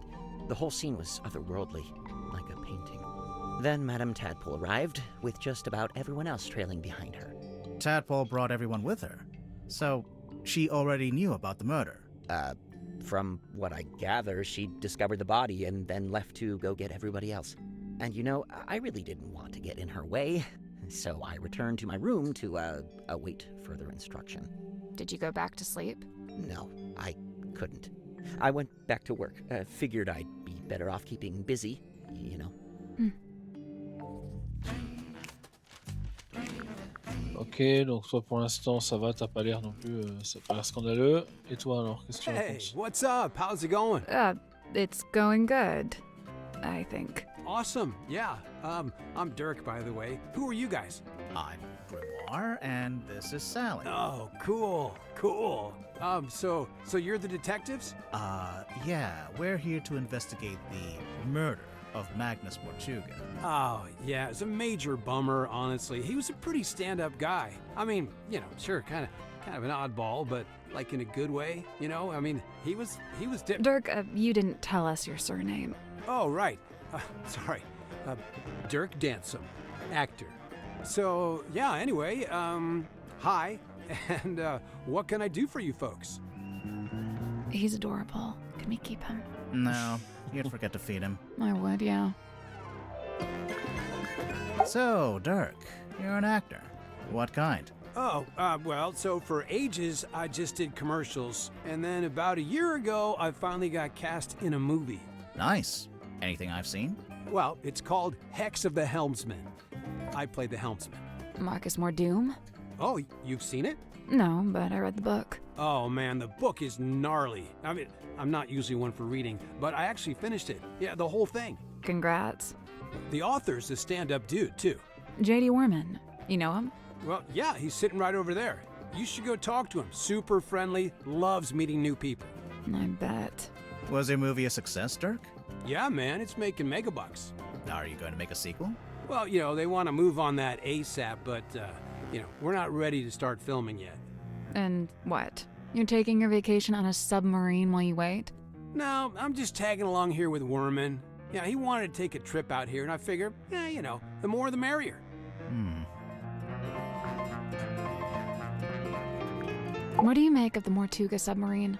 Man, this place is wild. It's like something out of a weird old book. Nobody back home is gonna believe any of it. How do you like living here? Honestly, mixed bag. You know, so I love meeting all the weirdos that ended up down here. You know, all kinds of people I'd normally never rub shoulders with, you know. But man, is it dark. I mean, there's no sun, no day, no night. You barely even feel the time passing. Listen, if you're not careful, it'll get you. No, for real. You seem to be holding out. Ha, well, thanks. You know, so far so good. How long has it been? Worman and I arrived a couple of weeks ago. We're the most recent arrivals, aside from Mariana. Ok. It's lucky they still had this room free. You ended up with pretty nice living quarters. I guess. I never really thought about it. Dirk, you're basically just a passenger, am I right? You don't have a job here on the submarine? Well, you know, I set myself personal goals. Like what? Like, well, I was trying to find out everyone's birthday. I got Cynthia's, Grip's, Tadpole's. Oh man, that one took some doing. Yeah, she does not like to share personal info, let me tell you. Mortuga, though, brick wall. He would not give me the goods. I got woken up when the submarine did a weird kind of movement, like a sudden tilt. It woke Worman up too. So yeah, we were both sitting there, awake, not sure what's going on. At some point, I got curious what time it was, so I looked at my watch. But you know, as I was looking at it, it freaked out. Or the hands moving all over, and like they were trying to point in all directions at once, if that makes any sense. Anyway, I didn't have any more time to think about it since then we heard this scream. Yeah, Worman and I left our room, went through the mess hall and towards the storeroom at the end. It was unlocked. Sim was standing in the doorway. Mortuga was on the floor, totally dead. I tried to help Sim, pull her away. Worman, though, he just stood there, staring. Like, didn't look away once. It was like he was trying to commit it to memory or something. Although, I don't Et think he Ondine, noticed elle the était où person outside. à ce moment-là? Sorry, what?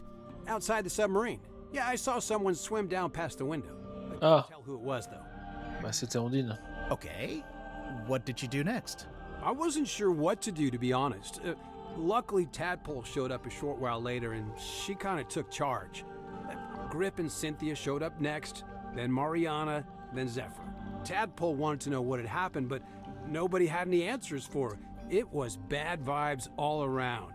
Sim and Cynthia left first, then Worman, then me and Mariana. We left around the same time. So, yeah, I went back to my room. Worman was there already. He'd gone straight back to work. And, that's all I got. Can I stop talking now?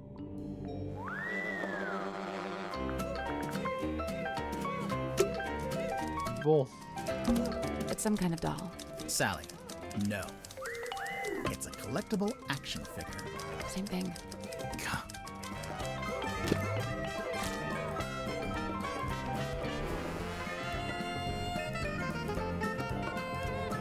Une figurine articulée pendant son emballage d'origine et finalement explosée dans la cabine. Malédiction des abysses. Marcus Marboum. L'homme maudit par la mer. Il le voit dans ses cauchemars quand il ferme les yeux, un peu échappé, mais à quoi, à qui Marcus Marboum, c'est le timonier. C'est devenu une mission pour le moins singulière. Découvrir ce qui se cache réellement sous la mer agitée. Série 1. Série 2 bientôt disponible. Bon, la musique est vraiment cool. Hein. It's a suitcase. Clothes are neatly folded inside. It smells like men's aftershave.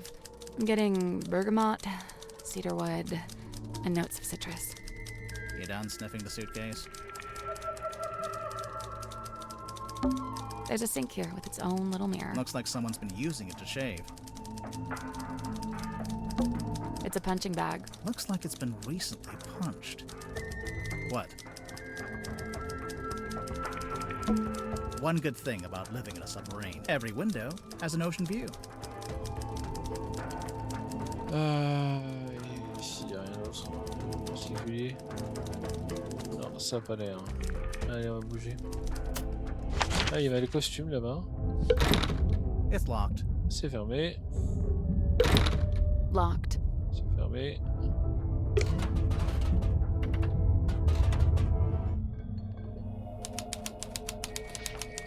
Chambre onirique. Tiens donc. Hello, sir? Two strangers, emissaries from the world above. Yeah, hi. I'm Detective Grimoire, and this is Sally. State your business, and speak only the truth. Well, we're here on the request of the captain. Impossible. The captain is dead. Unless you received a missive from beyond the veil. I should have foreseen this, but now that I'm faced with it, it seems inevitable. No, sorry, she meant the new captain. Captain Seafoam. Cynthia? She's asked us to investigate the murder of Magnus Mortuga. We have to talk to all the suspects. Speaking of, can I ask your name? Zacharias Zephyr, the Dream Doctor. A dream doctor? I don't think I've met one of those before. That is correct, you have not. I alone hold the title. Because you made it up? That is correct. So, Dr. Zephyr, what does a dream doctor do exactly? He studies the parapsychological qualities of dreams. Parapsychological? Now, that's like psychics and telepathy and stuff, isn't it? How does that relate to dreams? Dreams are transmissions comprised of spirit energy from another dimension. Oh, sure.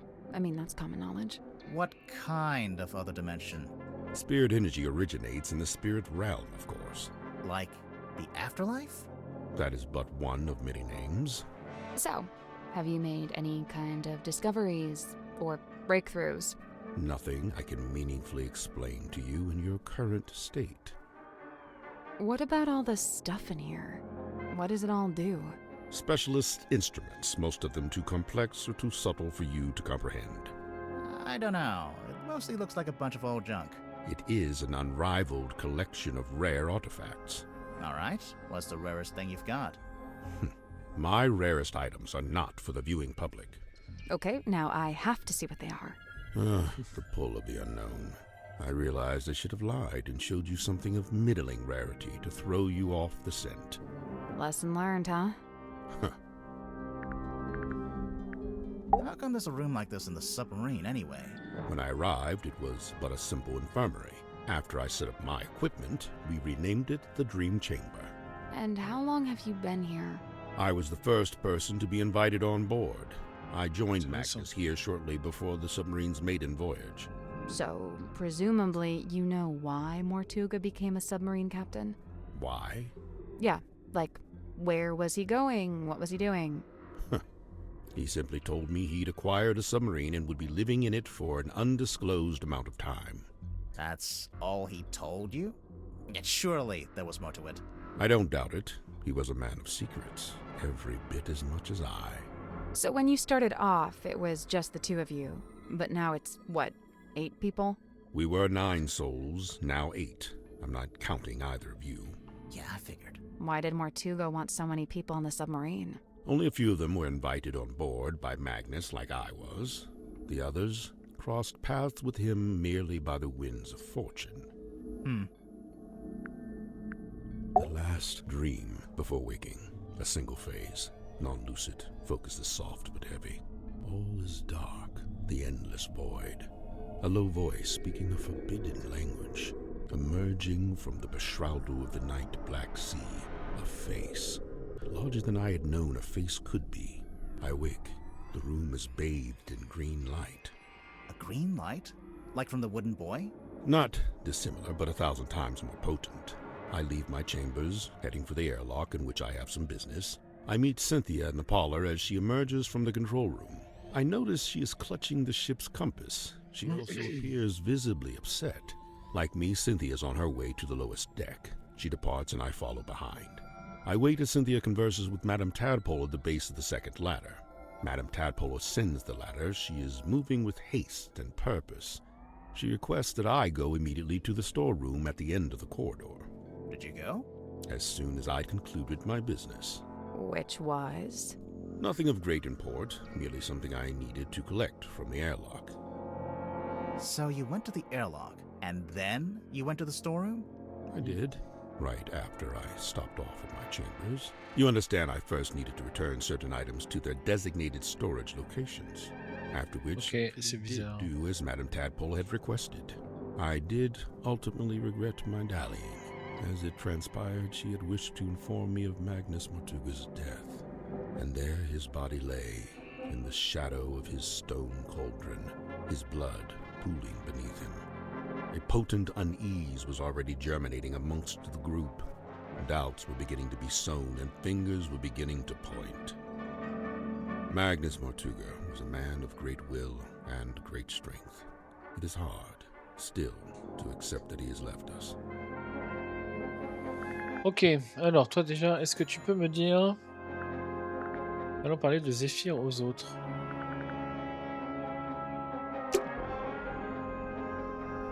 On va faire un petit tour ici. Small glass bottle. Poison? Might just be perfume. I'll meet you in the middle at poisoned perfume. Alors, échanger les bouchons jusqu'à ce qu'ils soient sur les bons compte-gouttes. Une teinte pourpre sur l'étiquette. Teinte pourpre sur l'étiquette. Teinte pourpre sur l'étiquette. Ça aère par effervescence.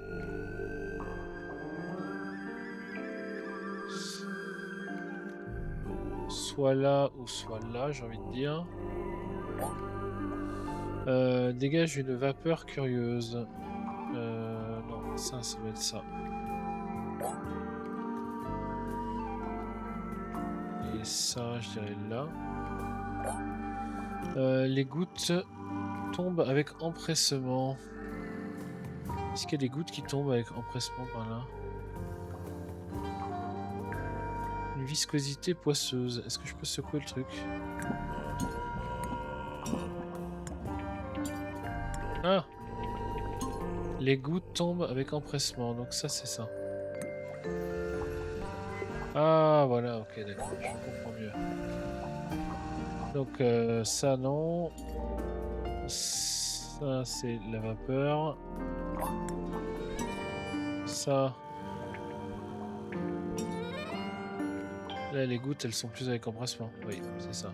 Ici, c'est visqueux ça.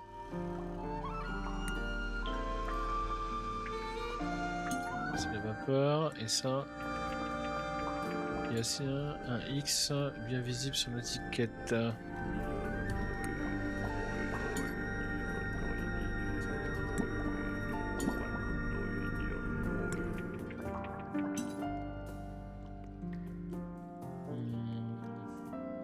Ça, donc c'est peut-être celui-là. Le X bien visible sur l'étiquette.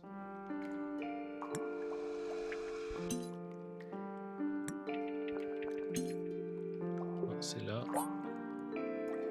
Le X bien visible, les gouttes. Une viscosité, ça c'est bon. Ça, une teinte pourpre. Teinte pourpre. Teinte pourpre. C'est pourpre ça? Non, c'est pas pourpre. Hein.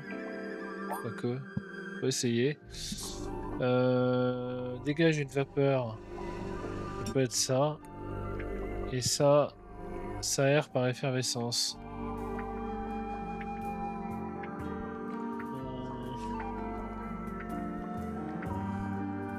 On va essayer comme ça. I did it. Yes. Good job. Is anything going to happen? Ah. Les bouquins. The glass moved. Let's take a closer look at that bookshelf. Il manque un bouquin, j'ai l'impression là-dedans. Ouais. This one's not really a book. Looks more like a magazine. Alors, un livret trouvé dans la bibliothèque de la chambre onirique, le journal des gardiens.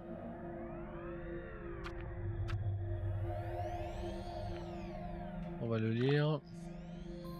Le collectif des gardiens, journal trimestriel, annonce ses demandes.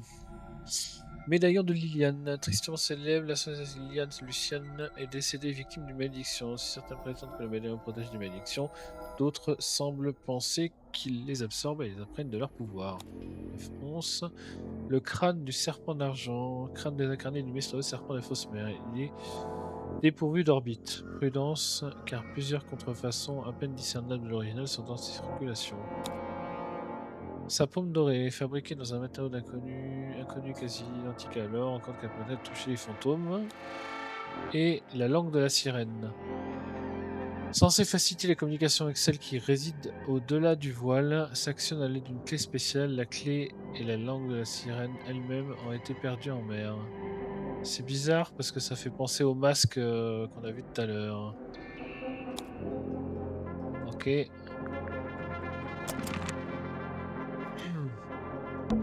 The Seven Secrets of Onirology? The Seven Secrets of Onirology by Edward. Est-ce qu'il n'y avait pas des codes avec les autres trucs? Non, ça n'a It pas is l'air. speaking, if you are listening, by Carl Cavendish. Divine Exolinguistics by Mary Morala.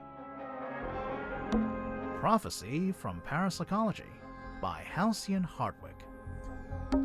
A Ghost Rises Before Me by Joseph Jenkins. The Magician of the Soul by Annabelle August. I think I can see a face in there. That's probably just pareidolia. Who? The human habit of seeing faces where they're... Okay, no, I just saw it too. A dusty old cloth. Ok. It's a weird crystal lore, It is the fog ball. if you say so. Boule au cristal, une étrange boule. Quelque chose tourbillonne à l'intérieur.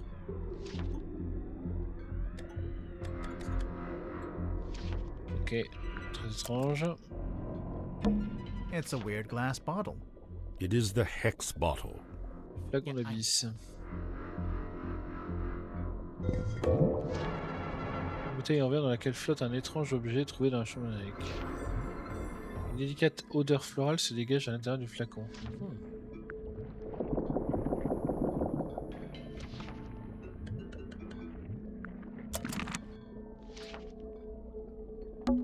What's on those wall charts? Sacred geometry.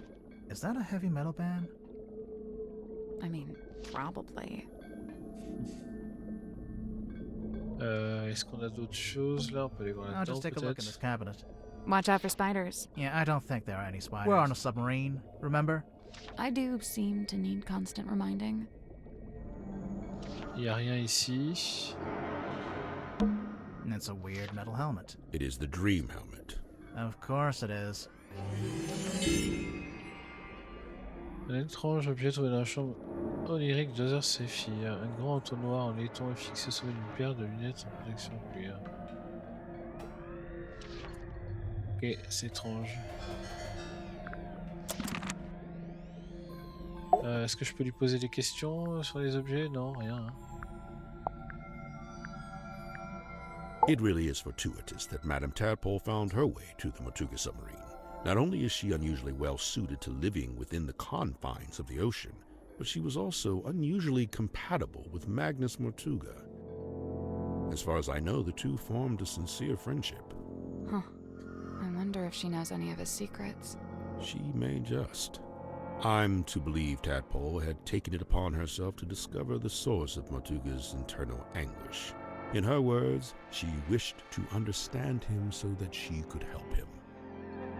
It was in the course of this endeavor that she began scouring the ship for information. On one occasion, I entered the captain's cabin to speak with Magnus, but instead I discovered Tadpole quite alone, trawling through his bookshelf. I asked her what she was looking for. She said she didn't know. I noticed Mr. Dansom was quite determined to hold conversation with Magnus. What did Dirk want to talk to Martuga about? Nothing. It was the act of conversation itself he was after. First-hand experience of Martuga's mannerisms, affectations, and vocabulary. When I inquired as to why Mr. Dansom held fascination for such things, he said simply, research.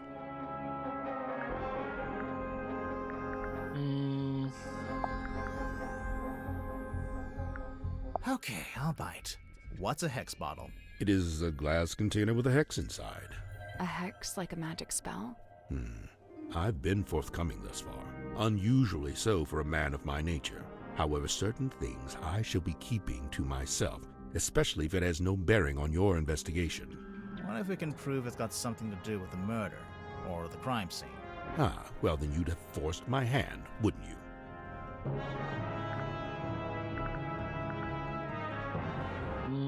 Je vais aller voir Ondine.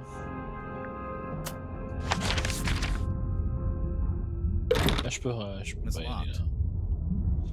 Je vais aller voir Ondine et lui parler de notre ami Zéphyr. I think it's the lid that fits over the airlock. So there's no lid? What if it floods? Let me drown. As long as we're aligned on that.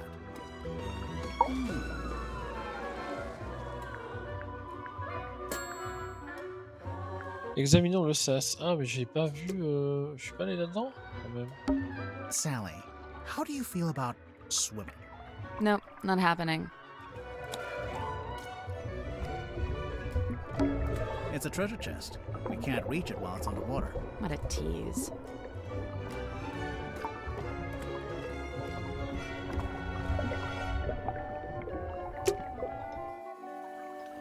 Examiner le sas. Donc il y a d'autres choses à aller trouver là-dedans. A pearl necklace. Do you know how much that's worth? Nope. These shelves are grown from real coral. I thought coral only grew in the ocean. Well, there's a lot of salt and water in the air. Oh yeah, I can taste it. Lamb, lamb, lamb. Please stop. Old glass bottle. Looks like they've all been salvaged from the ocean. Hey, this one has a message inside. Oui, mais ça on l'a vu. Donc il y a ce truc là, je ne sais pas. It's a diving helmet. You think it's a safe? Nah, looks pretty. A safe. Oh. Il y a un truc à faire avec ce truc-là.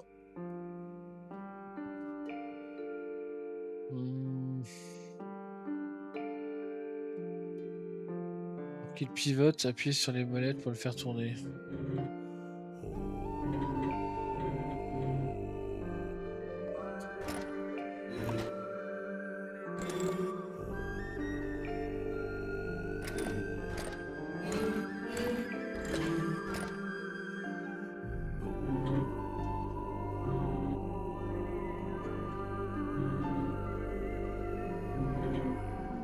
Non, il n'y a rien là. That's Qu'est-ce not qu'ils me it. disent là? There are 9 dials placed around the diving helmet, and each one can be set to one of 4 different angles. Oui, ok, très bien. The dials are connected by little pipes along the surface of the diving helmet. Specifically, the pipes attached to one of the 4 quadrants of each dial, Chaque 4 each of ans which is bearing a symbol. est divisé en 4 et chaque quart de cercle a un symbole différent, les tuyaux reliés, les cadrans entre eux.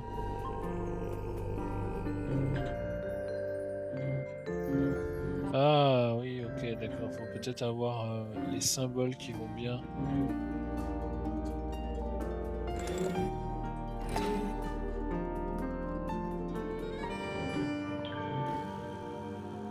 Faut trouver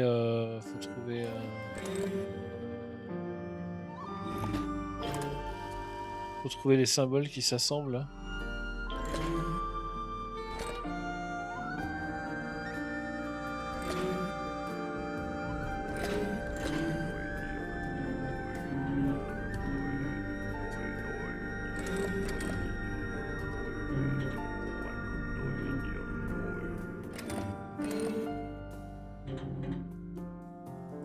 Alors, voyons voir. Le triangle. Ce truc-là.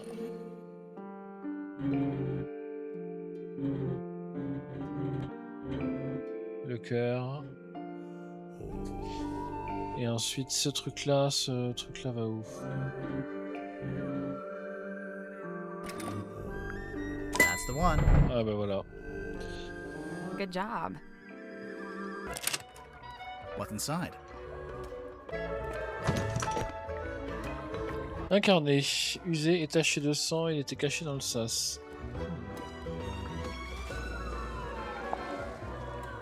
Ah, encore une combinaison.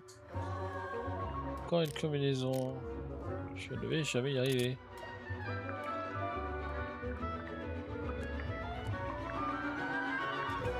Je peux le secouer, toi? Non. Qu'est-ce que tu me dirais sur le carnet, toi? Indice. Où est-ce qu'il est, mon carnet? Là. Hands off, it's mine. What's this symbol on the front? Looks like someone scratched it in with a claw or something. None of your business. How do you get it open? You don't. You don't know the code? Oh, I know it. But you don't. Is it your phone number? Your birthday? Name of your childhood pet? Sally, it's a number. Oh, yeah. Alors, qu'est-ce qu'il avait, le Any flocon idea what d'abysse? Zepper's keeping in this bottle? Whatever it is, he dumps it into the ocean every single night. What? What do you mean? Mhm. Every evening, he comes by the airlock and empties the bottle into the water tank below. And the water tank leads out into the ocean. Yeah, and then each morning he comes by with the empty bottle and fills it back up again. Why? What's he doing? I've never managed to work it out. Where did you find that? Yeah, it was in Sims. We just found it lying around in a corridor. What is it? It's Magnus's key. It unlocks his cabin. Really? Yeah, you just gotta push the iris, and the key pops out the back. see? Okay.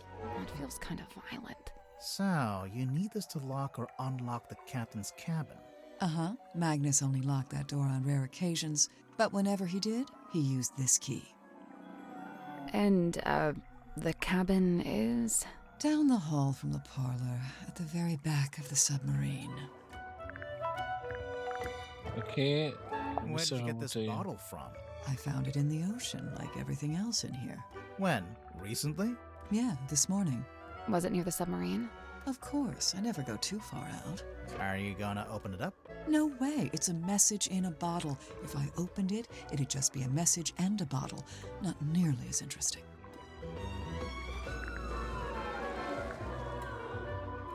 La bouée en bois. Magnus wouldn't bring this inside the submarine, but he didn't seem to want to get rid of it either. So it must have some kind of purpose. We already know what it does. We saw it on the way in. It shines a big green light so you know where to go to find the submarine. I'm pretty sure Magnus kept this in the storeroom. He had it covering the cauldron, I guess? It seems likely. Just to protect it from dust? Or maybe he was specifically keeping it hidden. This was on the floor of the crime scene. Do you know what it is? Poison, maybe? We don't know that. We don't know what it is. Doesn't make any sense for it to be poison. Magnus was killed with a blade, something sharp. Right, but there wasn't anything like that at the crime scene. Well, then it must be somewhere else. Les comprimés. Get me to take these. He's convinced we've all got a vitamin D deficiency. He said that's why everyone on the submarine is, in his words, moody and weird. That drawing of the coral, it looks familiar. Oh, it's just a generic piece of red coral, isn't it? It reminds me of a piece I found in the ocean recently. Can I see it? Do you still have it? No. Great. Donc la boussole, c'est celle de machine. That belongs to Sim, I'm pretty sure. It's something to do with her old magic act. You might be right, but we found it in Zephyr's dream chamber. Donc il faut aller voir I Sim. told him to give all her stuff back. I'll have to have a word with him. Ok. Le casque onirique, bon, je suis pas This sûr que... pattern looks a bit like a dream catcher. What's a dream catcher? It's something you hang in your bedroom window when you're a teenage girl. Bingo. I see. Ok, alors, on va retourner... Tadpole didn't give us the code for the pocketbook.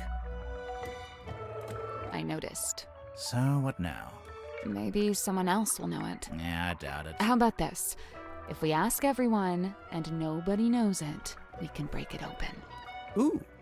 I knew that would cheer you up. I do kind of want to see what's on that piece of paper. I can read it just fine. But what if there's something on the back? Huh. So what, you want to break it open? Maybe, yeah. Hey, I don't go around breaking your stuff. Faut faire sortir ce truc. Ok. Alors, la sim... Où est-ce qu'elle est, sim? Oui, il faut retourner là. Locked.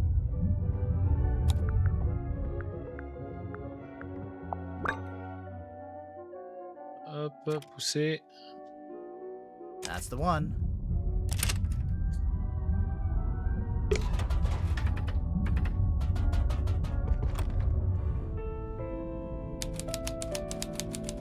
Cabine du capitaine. Ok. Ah, il y a un truc là. It's a treasure chest. Someone's peeking out from inside. Hello? Radio portative. Une petite radio portative cachée dans le capitaine. Semble cassée.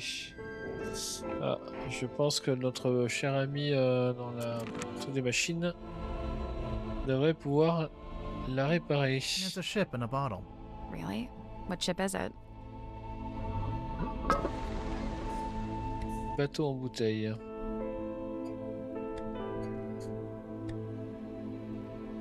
Ok.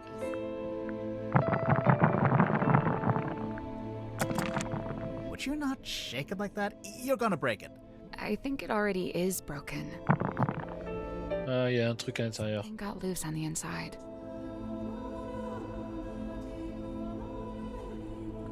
Mais comment le faire sortir de là? A candle on a skull on a book. So, was Mortuga a pirate or what? I don't think he actually did anything. I'd say he was pirate adjacent. It's a painting. It's beautiful. Probably haunted, but beautiful. Her. Encore le her. Alors. Emer m'a enfin donné la carte. Enfin, en partie au moins. Les morceaux les plus importants sont encore là. Problème, j'ai passé toute la nuit à essayer de déchiffrer les coordonnées. En vain. Magnus non plus n'a pas réussi. Mais apparemment, il connaît quelqu'un qui pourrait le faire pour nous moyennant rétribution. Pendant que je m'occupe des préparatifs du sous-marin, je dois faire demi-tour et rentrer à Fos-sur-Mer, les mains vides. Jamais. Il a donc décidé de bouder tout le reste du trajet, puisque d'habitude, Célia se comportait comme un gros bébé parfois. Je ne me suis pas offusqué, puisque, comme je disais, nous avons aperçu la lumière verte. La curiosité a pris le dessus. Je ici à bord.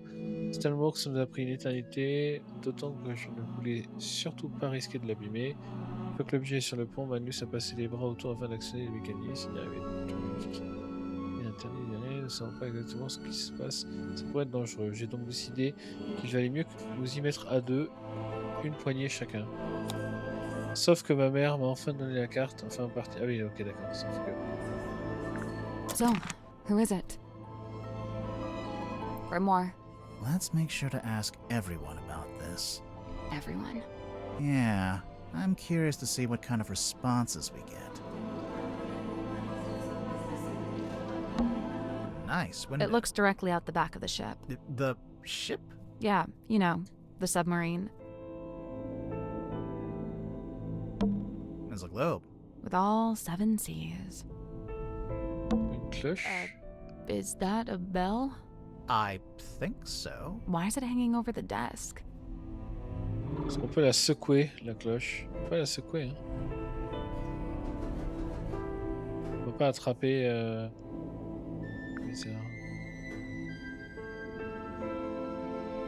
Il y a un truc là? Non. Non, c'est bizarre. Cloche en fer.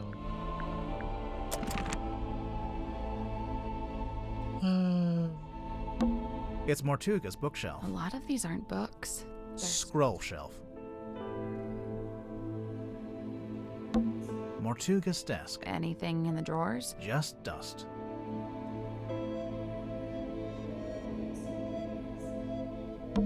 That's one impressive chair. Fit for a captain. Les yeux. Oh, what's that saying? Something like that. It's an old birdcage. Minus the bird. Bon, bah, on va pouvoir aller interroger tout le monde. Réfléchissons. Faut que je trouve Sim. Sim, elle est pas là. Hein.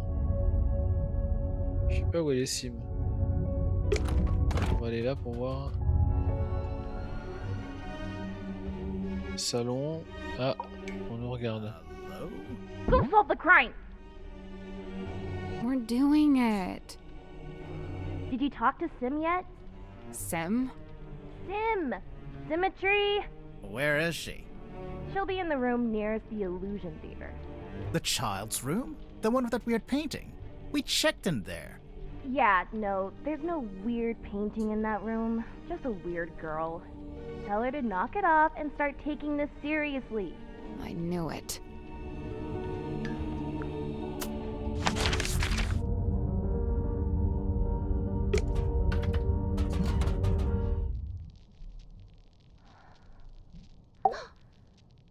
Alas, I am outwitted. My paltry facade undone. I mean, yeah, I could see you blinking. We could hear you breathing a little bit too. Sorry. Bound are we by limitation of the flesh.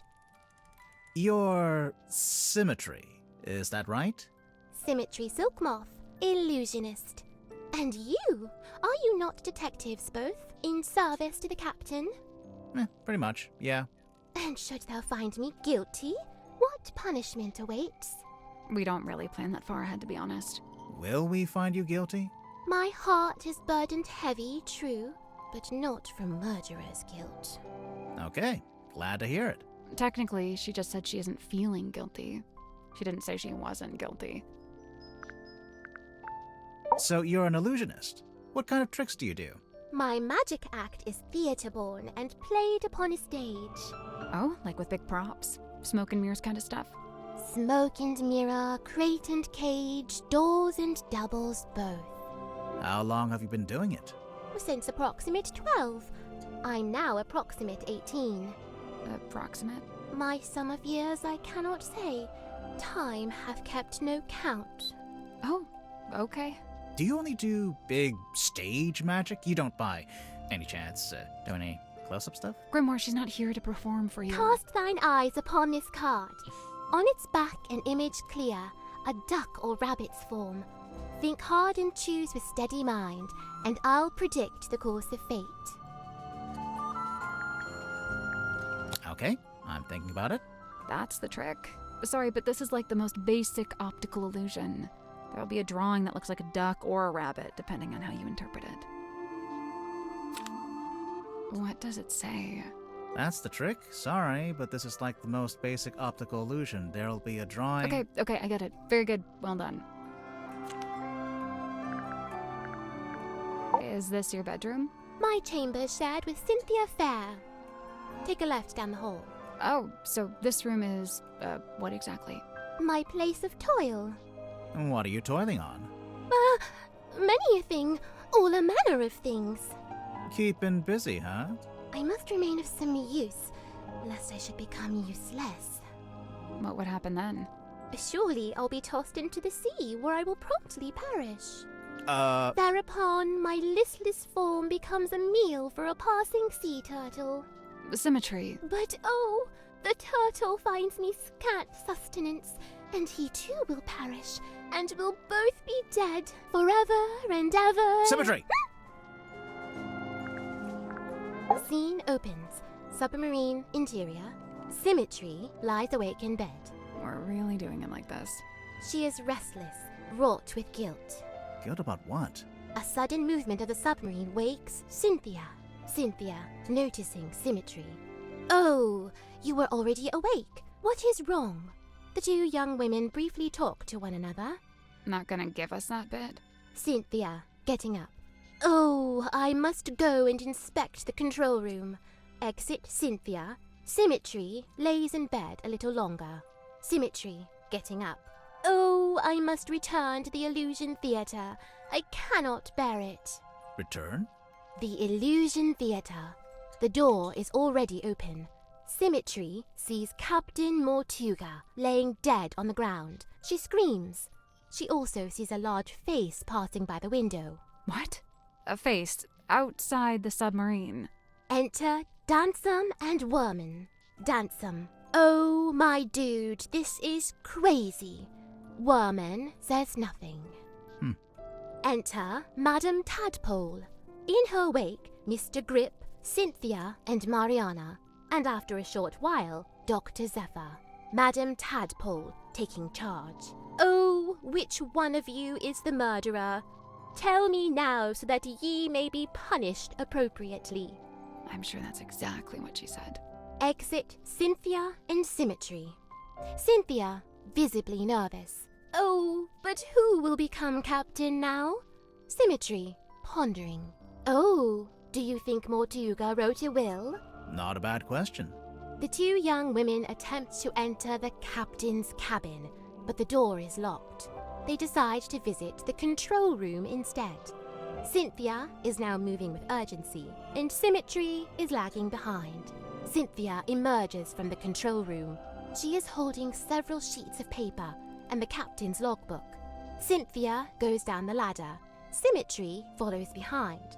Outside Worman's bunk room, Symmetry noticing a piece of paper on the ground. Oh, surely this was dropped by Worman, as it is from his typewriter. I shall return it to whence it came. She places the paper back into the typewriter. Symmetry returns to her bedroom. Scene ends. Ok.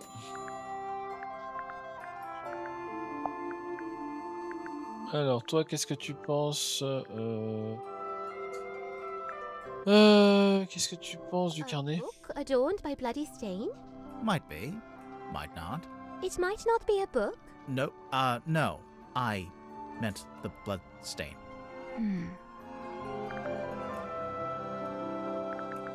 Do you know anything about Mortuga's model ship? Yet another weight upon his ever-troubled mind. Although, given that it's sealed in glass, I imagine it's now very hard to fix. What are you talking about? It's broken. Some part of its innards has come loose. To dwell beneath a heavy iron-casted thing, ever poised for rope to snap, ever set to fall. Mortuga? You didn't dwell beneath it. Not really. I don't know. It's hanging directly over his desk. That's a choice.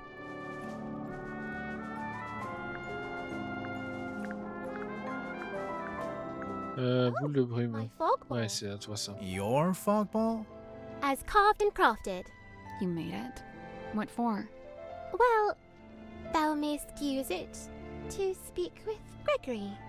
Sorry, Gregory? We never met a Gregory. You wouldn't have. He lives inside the ball. Oh. And he's my uncle. Oh. And he's dead. Oh. And fictitious. Oh. Do you know how Zephyr's dream helmet works? His secrets are his own to keep. Okay, but just for the record, you do know his secrets. I am bound to share them not. A map that leadeth unto naught. What do you mean?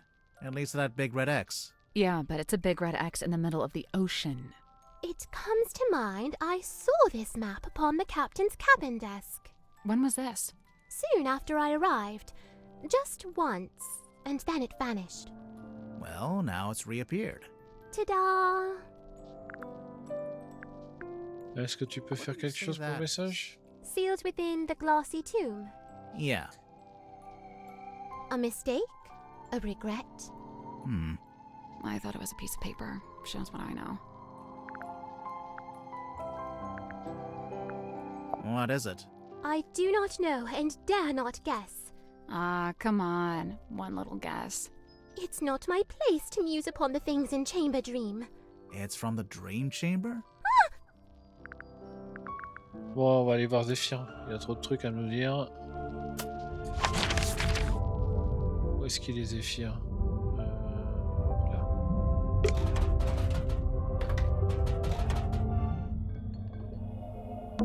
Big glass If belter. I had a penny for every It's Mince. the kind of place. and a magical blow.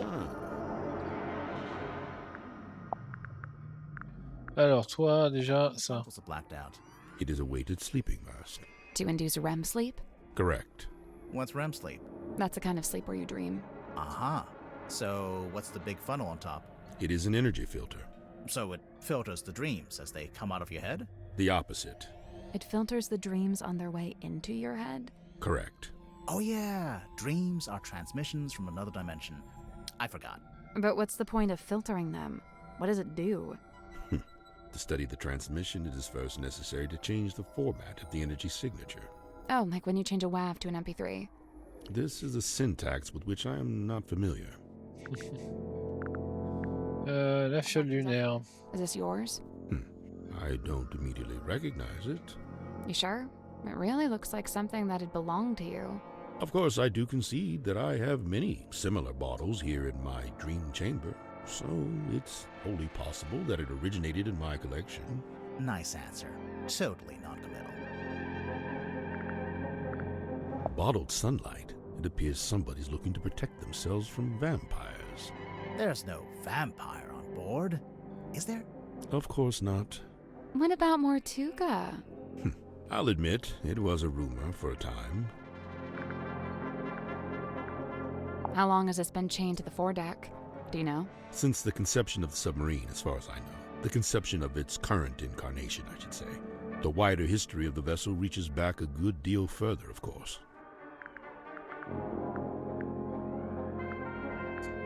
It seems I'm not the only curiosity collector on board.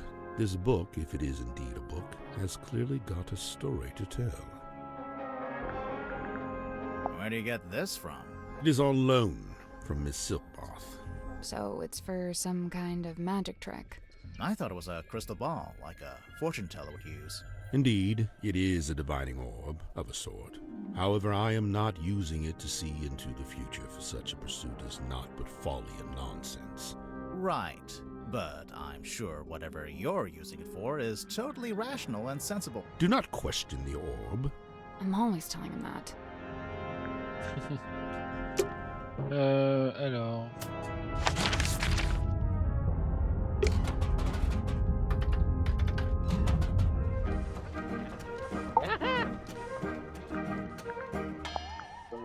Donc la radio portative Cynthia's cachée, attempt to get our cassée. submarine up to code and finally install a radio. Why doesn't the ship have a radio? 1, Mortuga didn't like to use technology if he could avoid it. And 2, he didn't like to communicate with the outside world if he could avoid it. I'm not sure I agree with that second one. There's no way all these people showed up on the submarine if Mortuga wasn't contacting the outside world. You know, there may be something to that. Oh yes, Mortuga's little model ship. He always kept it on his desk. Although I'd wager it's more than just a paperweight. Is it based on a real ship? It's likely. Mortuga did have a ship, or rather he worked on board one. I very much doubt he was the owner. Do you know what this is? Oh, I'm not sure. Maybe something left over from when it was painted?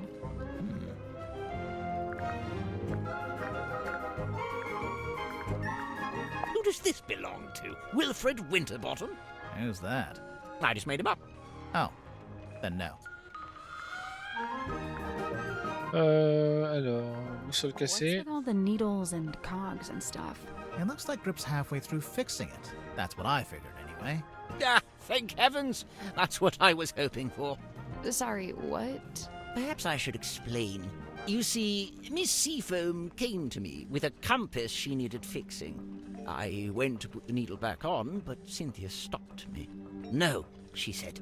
The whole thing is broken. You'll have to take a look at the insides. You'll have to replace the needle. For some reason, she seemed to need it to be true. She needed the compass to be broken. I told her I had various spare needles I could try out as replacements, and here we are. And you left it out so Cynthia would see it? So she'd think you were actually fixing it? That's the idea, yes. So if you kindly put it back where you found it. Bon,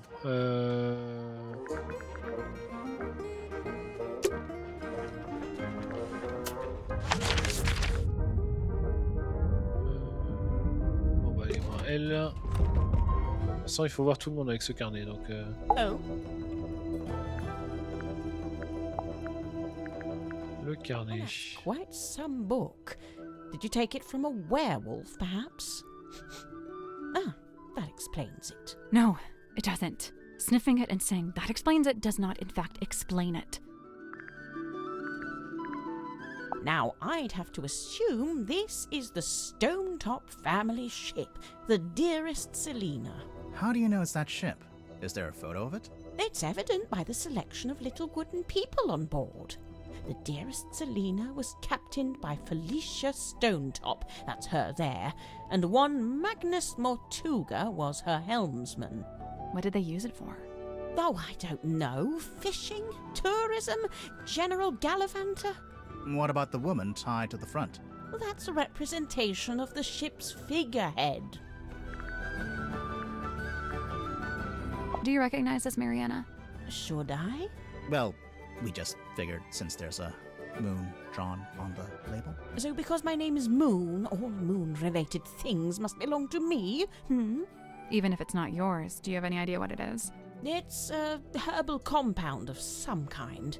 Valerian, skullcap, chamomile, and seawater. So, not poison. Maybe it's medicine. Would those herbs do anything in particular? I suppose it could be a sleep aid, like a mild sedative. Interesting.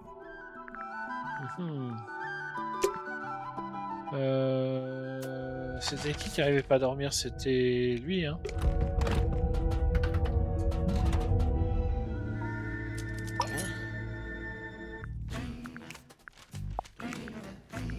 Picture of a moon. Tried asking Mariana Moon? Wow, never would have thought of that. Occam's razor, my dear. Who? I don't think we've met him yet.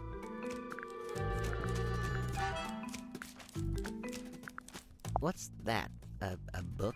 I think so. Let's see. Nope, not a book. Why not? Listen. Books don't rattle. Ok. It's broken. Or possessed by an evil spirit. One of the two. A treasure map. I was looking for something like this. Why? I was really banking on Mortuga having some kind of exciting secret mission. Something that justified the whole submarine thing, you know? But he didn't? No. In fact, he was weirdly aimless.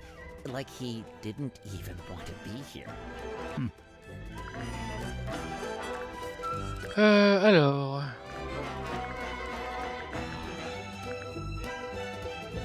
On va aller, tant qu'on est là, on va aller parler des comprimés solaires à l'autre là. Oh, you found my tablets. What are they? Vitamin D, all 3 types. That's the one you get from sunlight. Yeah, I gotta take it while I'm down here, since I'm not getting natural light, you know? How come you left them in the mess hall? I figured the others might benefit from them. Not sure I had any takers, though. What's that? It belongs to Madame Tadpole, but it's locked.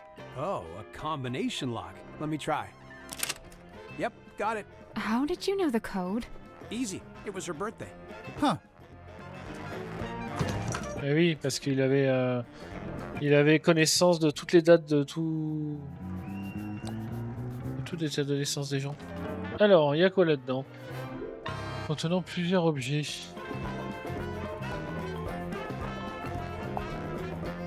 Olga, nalgeuse professionnelle actuellement en voyage. En recherche d'emploi. On va trouver un angle d'approche, mais ça pourrait marcher. Elle a l'air coriace, elle ne se plaint pas, elle pourrait faire l'affaire.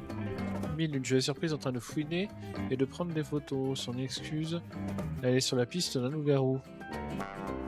Elle est franchement casse-pied, mais très douée pour raconter des histoires. Je pourrais peut-être lui en trouver sur une utilité. Fortuna. C'est vrai qu'on a connu le meilleur, mais ça reste le meilleur choix pour s'installer. J'essaie de négocier. Genre radin, celui qui posait problème dans son intérieur, j'espère que non. Ok.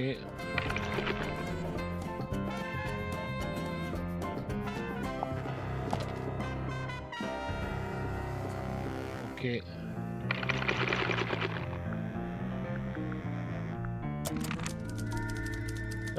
Ok, donc on va aller lui en parler, hein, tout ça, elle. Ah, il y a une porte en dessous là. Hop.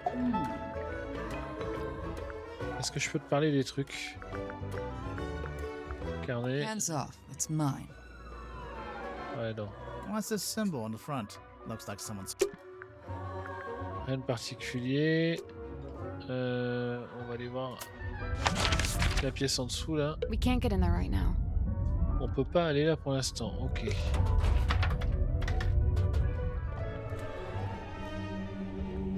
Alors toi, est-ce que tu as des trucs à nous dire? Sim. Yeah.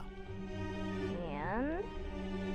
I'm not about to declare her innocent right here, right now. If that's... Aw, come on. Do it. We haven't even spoken to all the suspects yet. Oh, which ones are you missing? You. Open the door, Cynthia. Looks like she unlocked the door. Finally. Ah mais c'est pas trop tôt. Salle de commande. Alors, qu'est-ce qu'on a ici? There's even an arts and crafts table. It's a normal table. Currently being used for arts and crafts. Le titre indique le sous-marin Mortuga.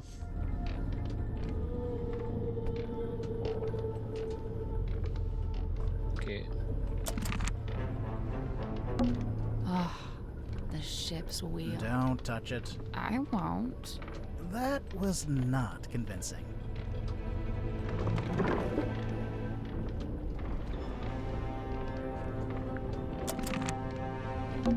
Can we look at the control panel? If you promise not to press any of the buttons. I will make no such promise.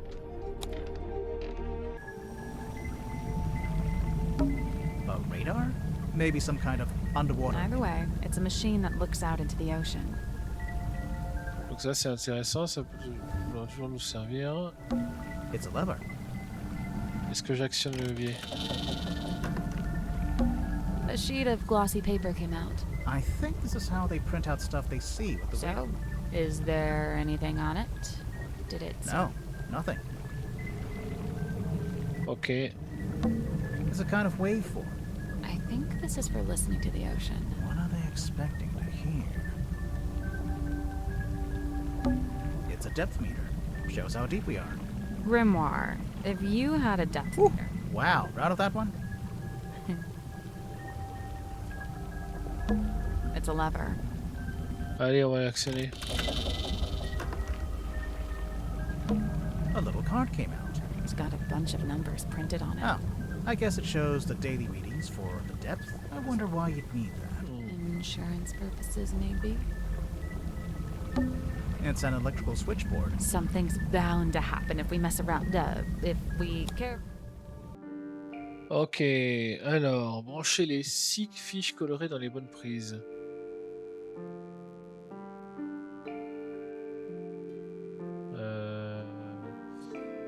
Ok, alors... Donc celle du bas, c'est bien... C'est bien une jaune, celle-là, je suis d'accord.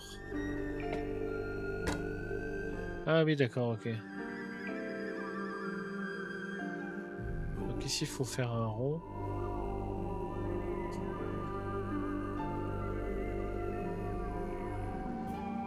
Triangle, triangle.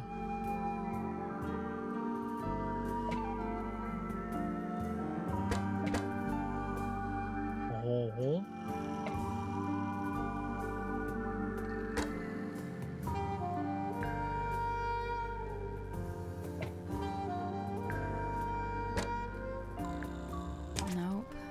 The digital display changes depending on which plot. Oui, ça j'ai vu. We have to get it to match the drawing on the piece of paper.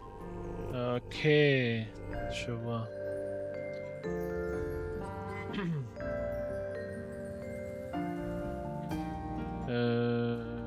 Ok.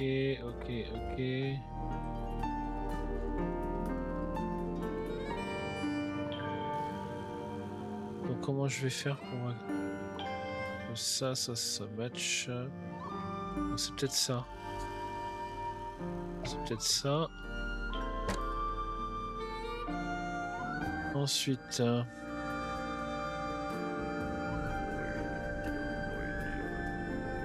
Donc ça va faire ces deux côtés-là. Maybe. Ça, hein. Ouais, c'est ça. Ces deux côtés-là. Ensuite, là-haut, il faudrait que je fasse le croissant.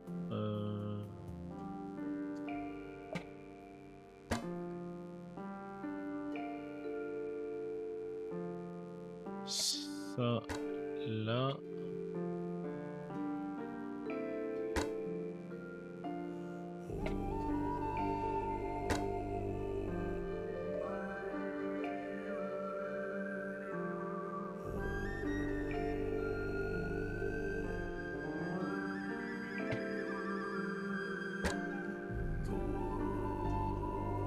C'est pas mal ça.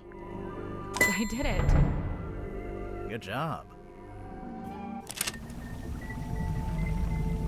Something unlocked. The hatch opened. La trappe. Ah, yes. It's a ring-bound book. Ah, le journal du capitaine. Intéressant.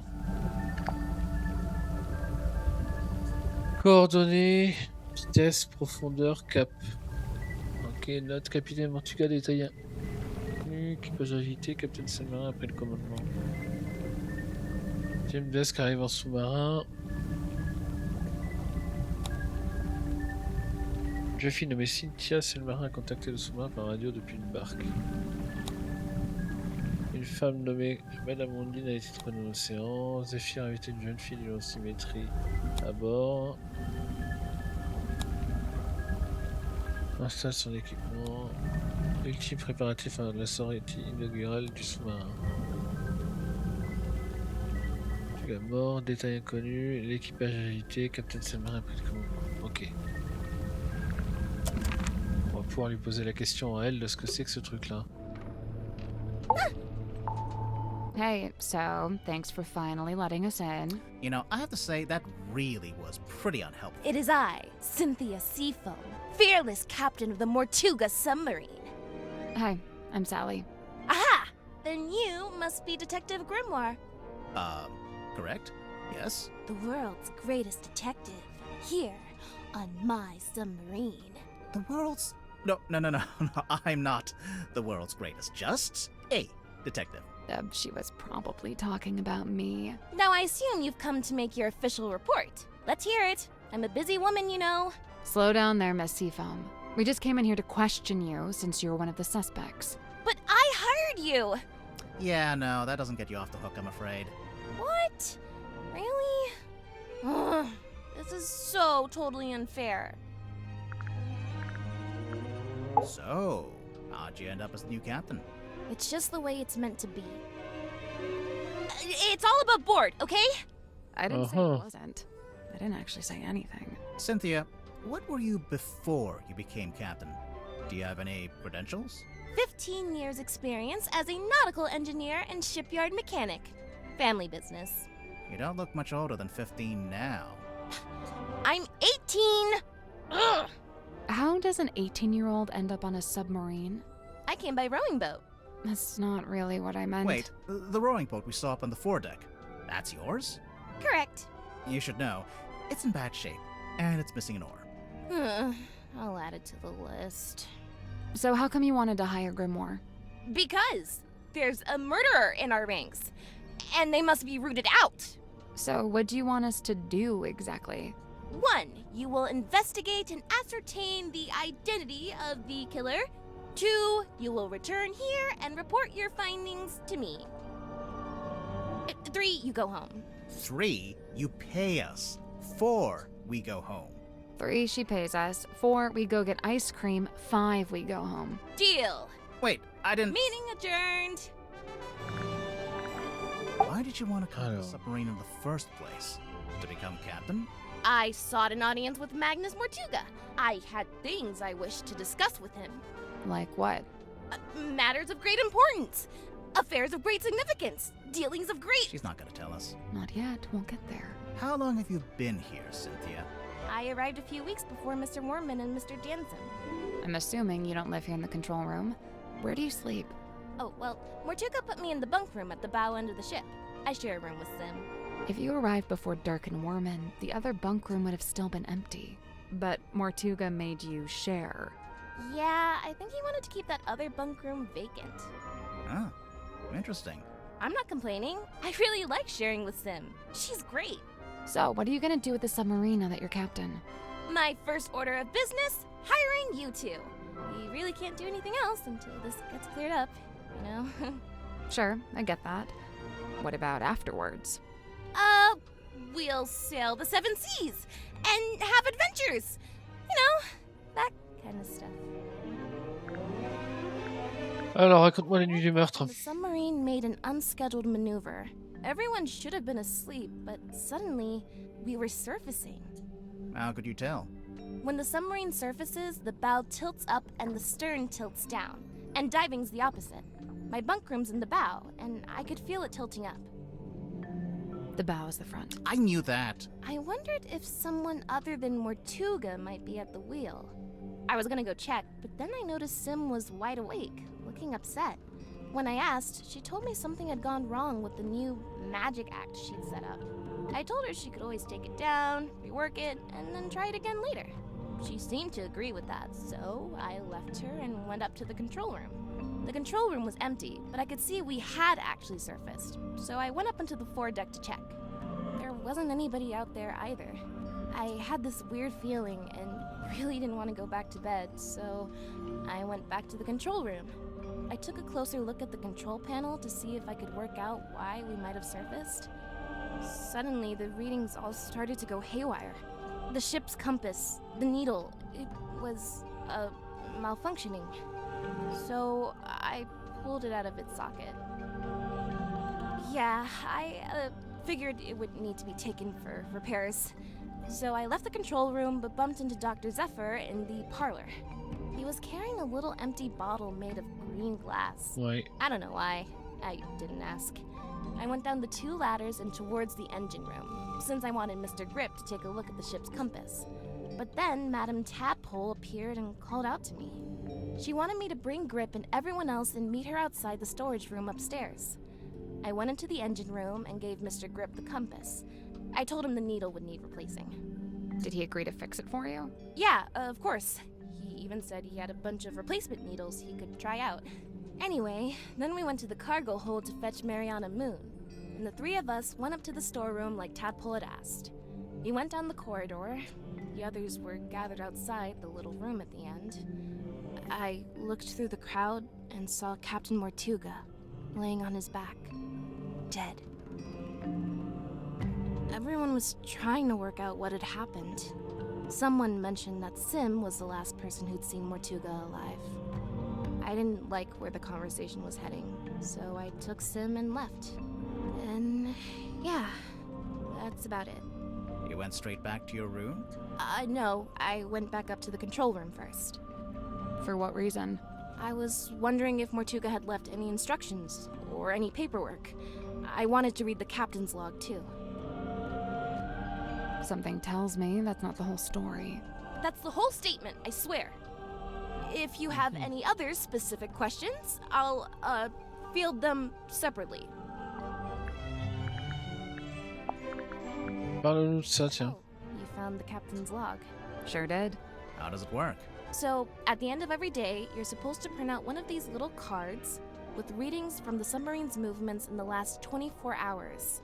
Then, the captain signs it and writes about anything noteworthy that happened. So the card on the top, that's from the day Mortuga died? Yeah, I figured we should have a record of it. You took over as captain that same night? What of it? Nothing, just asking. How come there's two different wheels? The big wooden ones for steering left and right. The smaller ones for diving and surfacing. Speaking of, what does the S stand for? Seafoam. Yeah, figured. It's a work in progress, okay? What are you trying to do, exactly? I'm trying to get a handle on the exact form of the submarine. Is that difficult? Given its messy history, yes it is.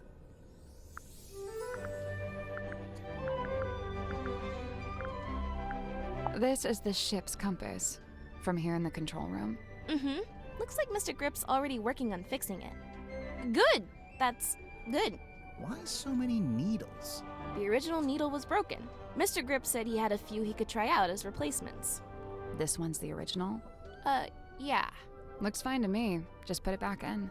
Nope, wouldn't work. It's malfunctioning. It needs to be replaced. Mais pourquoi? Pourquoi tu veux absolument qu'on le remplace? This weird little drawing. It looks kind of like that thing Mortuga kept up on the foredeck.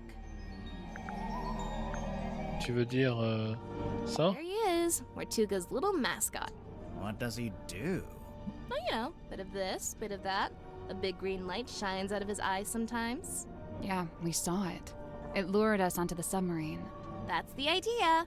How does it work? Do you activate it from in here? Nope, it just kind of happens. Wooden buoy is confirmed to be magical. Do you know what the stargazing girl is all about? No, Sim didn't tell me the details. She didn't want to, for some reason. She seemed to regret the whole thing.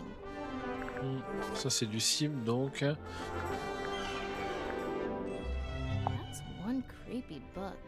Wait, are those initials? M? You're looking at it. Mortuga.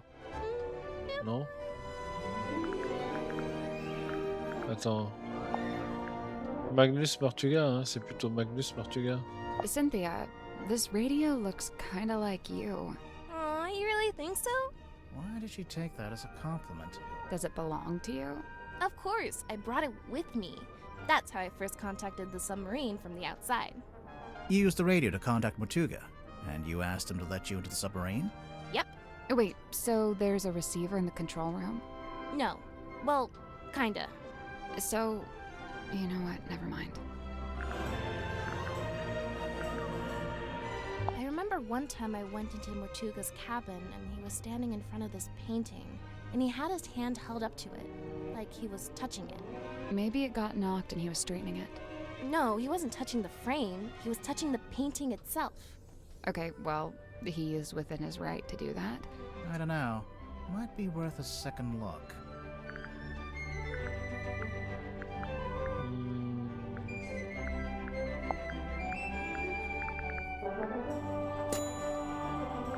Examinons la salle de commande. Let's go look at that painting again.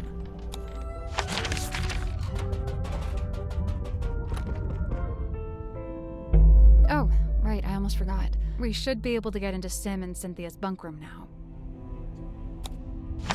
Quoi?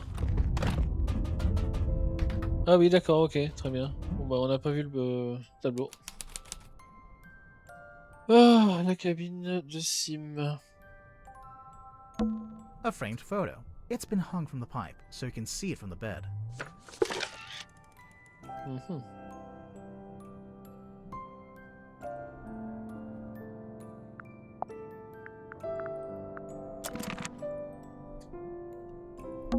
It's a magazine. Hey, this is pretty recent. Cinématique. Magazine de cinéma. Interview des acteurs. Julie Janelli. Jeu d'acteur. Entretien avec les stars du dernier film de Vincent Van Der Peer.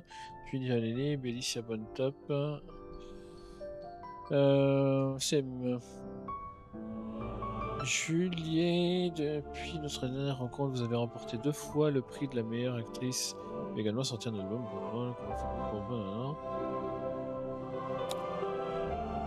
Bon, Julie, est-ce qu'on s'en fout un peu? Julie, est-ce que vous avez salut dans ma diction des habits? J'ai toujours trouvé la mère aussi sympathique et romantique.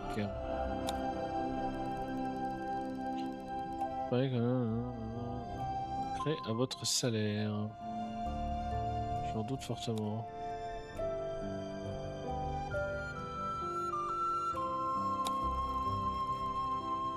Bon, il n'y a rien d'extraordinaire, hein. Comme ça, comment vous êtes-vous préparé physiquement? Je suis un coach. Ah, le coach, c'est pas lui, le mec bodybuildé?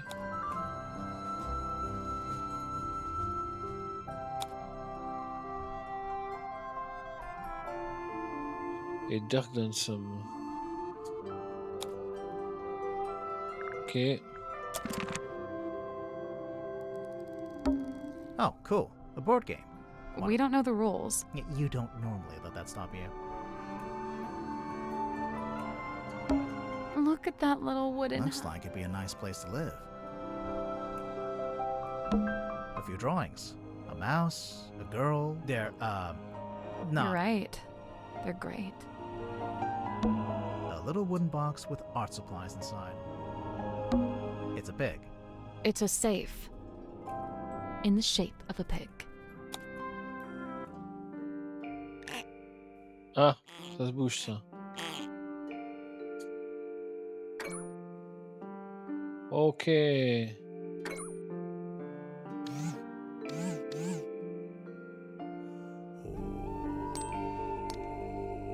Ah bon, on n'a pas fini, hein. These ones aren't buttons. It's just some kind of display. These ones aren't buttons. It's just some kind of display.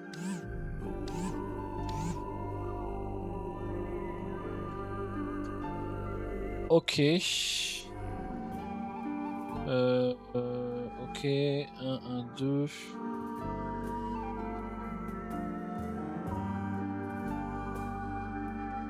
Ah ben, on n'est pas rendu.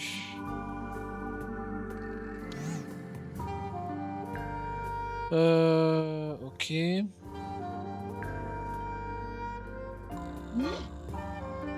Alors si on fait ça, ça fait quoi?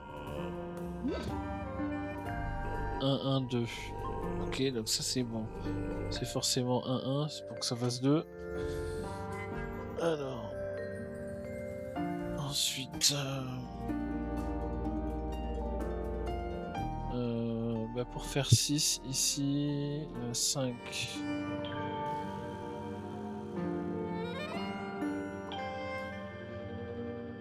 Oh. Disons qu'on fait 2 et 1, donc ça fait 3 là. Alors, ça fait quoi ça?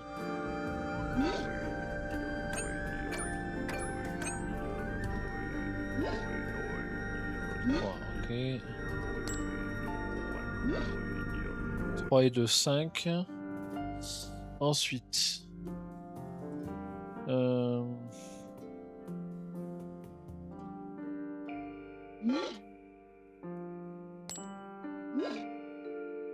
Non, là c'est 1, c'est sûr. Là c'est quoi? 3. Ok. 2 et 3 et 1 ça fait 6. 3 et 2 ça fait 5. Donc 9. Qu'est-ce qu'il me reste à voir là-bas? Non, c'est pas ça. C'est le reste. Ah, c'est ça.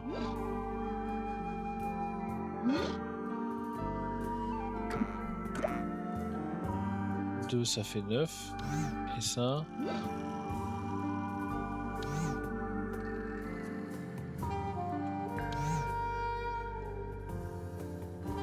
On est pas mal là. 2, 3, ça fait 6.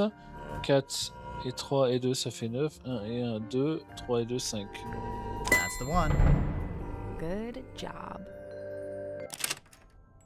What's inside? Photo sous-marine.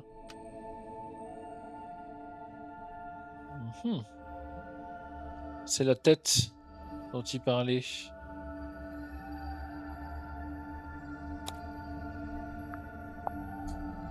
What is it? I don't know. Well, I guess we can start by asking Sim and Cynthia about it. Ok, alors. On va juste retourner là. Pour voir le tableau. Maybe we should take another.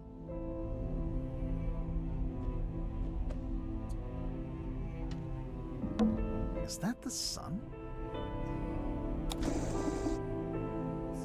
Uh-huh. The sun was upside Do you down. hear something?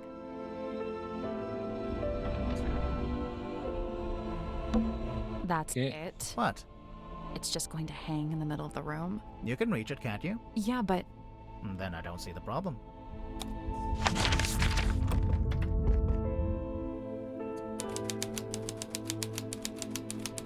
Ah, le quartier du capitaine. what is that? It's a model town. Maquette réalisée à la main, tous les quartiers du capitaine. Il n'y a rien en dessous, non? Hey, there's a panel at the front. And it slides out. I guess that's the ocean. You can put the little model boats on it. Huh.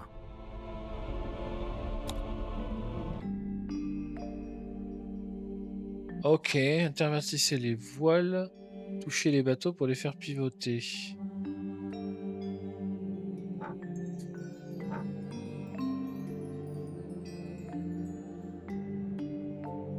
Oh punaise. Faut que les bateaux aillent tous au X. C'est ça, hein? J'imagine. Alors comment lui il va aller au X?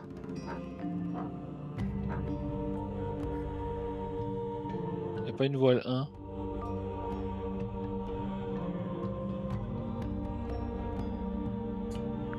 That's not it. So, we can swap the sails between the 9 boats. And we can tap the boats to turn them, making them face different directions.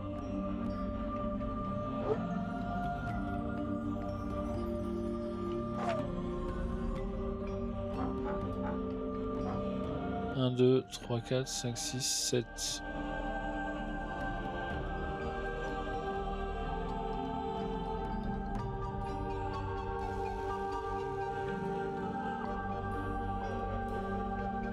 Qu'est-ce que tu me dis d'autre ici, toi? Wrong. I think it's supposed to be a sequence, like a journey.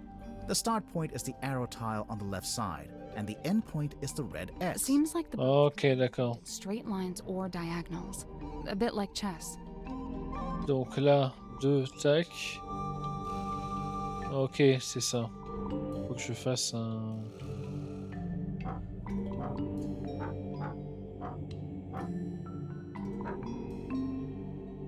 Donc 2.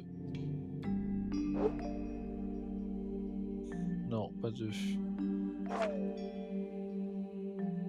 C'est 4.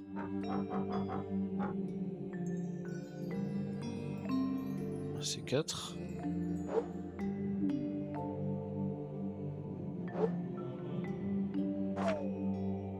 Ensuite, ici, c'est 3.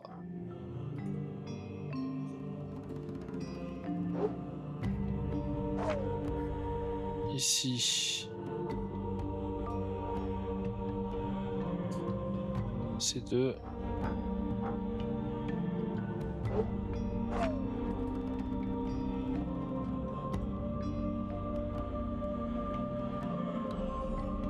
Ici, c'est 7.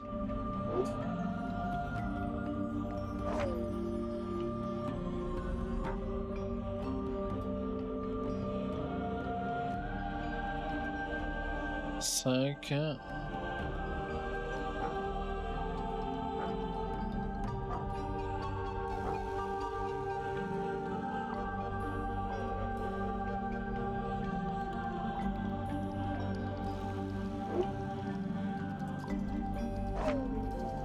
Deux. Là, c'est 5. Merde.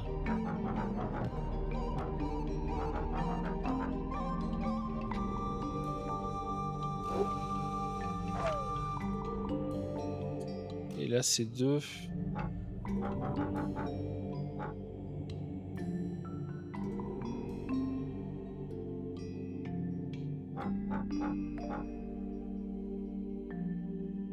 Il est où l'autre 5?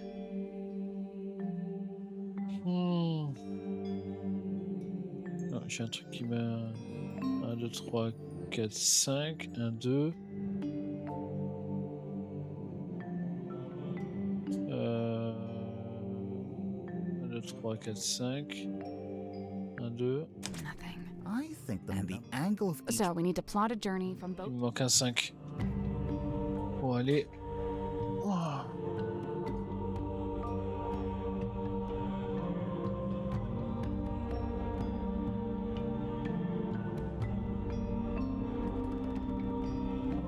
On va le refaire.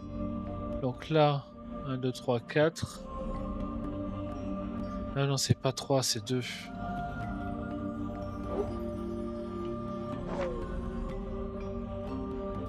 Ici, c'est 2. Ici, c'est 7. Ici, c'est 5. Ici, c'est 2. Ici, c'est 5.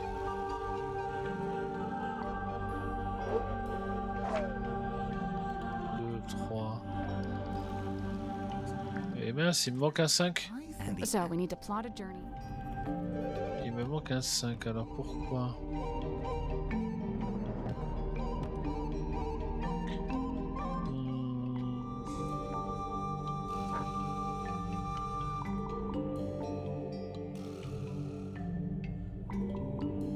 Comment ça soit ça? 1, 2, 3. Oui, c'est ça. Alors, 2, 4, 1, 2, 3, 4. 1, 2, 3. Ah mais non, c'est pas du tout 4, c'est 3. 1, 2, 3. Donc là, c'est 3. Ici, c'est 2. 1, 2. Ici, c'est 2. Ici, c'est 7. 6, 7, 5, 1, 2, 3, 4, 5, 1, 2, 1, 2,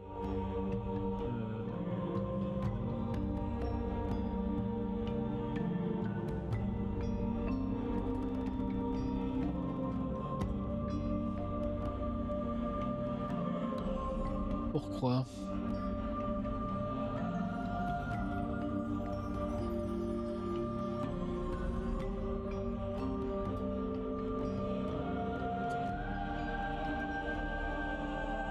Qu'est-ce qu'il y a? Qu'est-ce qui me va pas là? Donc 5, 2 pour aller là-dessus. Comment je vais sur celui-là déjà? Ah oui, c'est celui-là.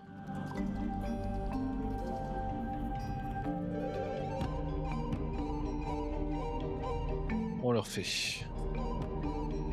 leur fait. 1, 2. Ensuite...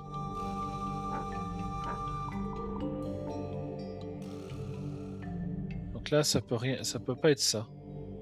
Donc ici, c'est forcément celui de là-haut. 1, 2, 3. Ensuite, ici, ça peut être lui. Et c'est tout. Donc 1, 2. Ici, ça peut être lui, ça peut être lui. Et c'est tout. Donc ça peut être... Ah oui, ça peut être lui là-haut. 1, 2, 3. Non, ça peut pas être 3. Donc c'est forcément lui. 1, 2. Ensuite lui, ça peut être que... Ça peut être que lui, donc c'est 7. Ici, ça peut être que lui, donc ça fait 5. Ici, ça peut être... Ici, ça peut être que lui. Ici... Ici, ça peut être...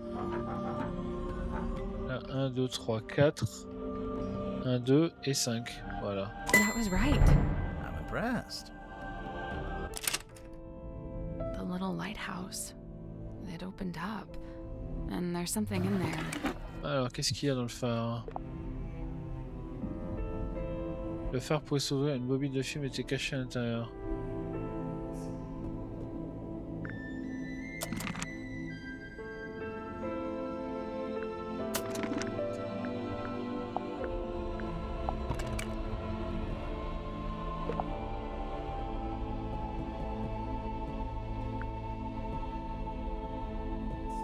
Je peux pas la sortir? Je peux pas la sortir la bobine de film. Ok.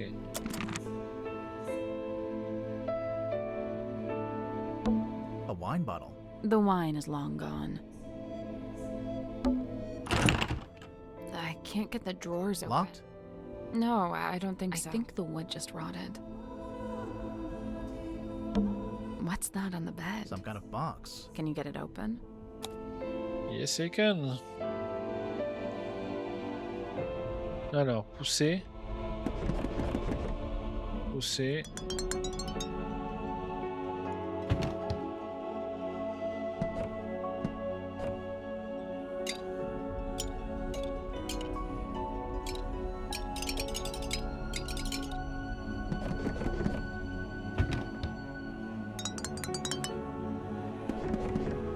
Ok.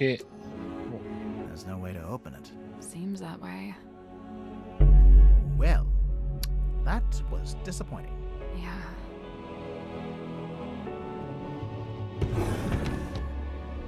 Boîte noire.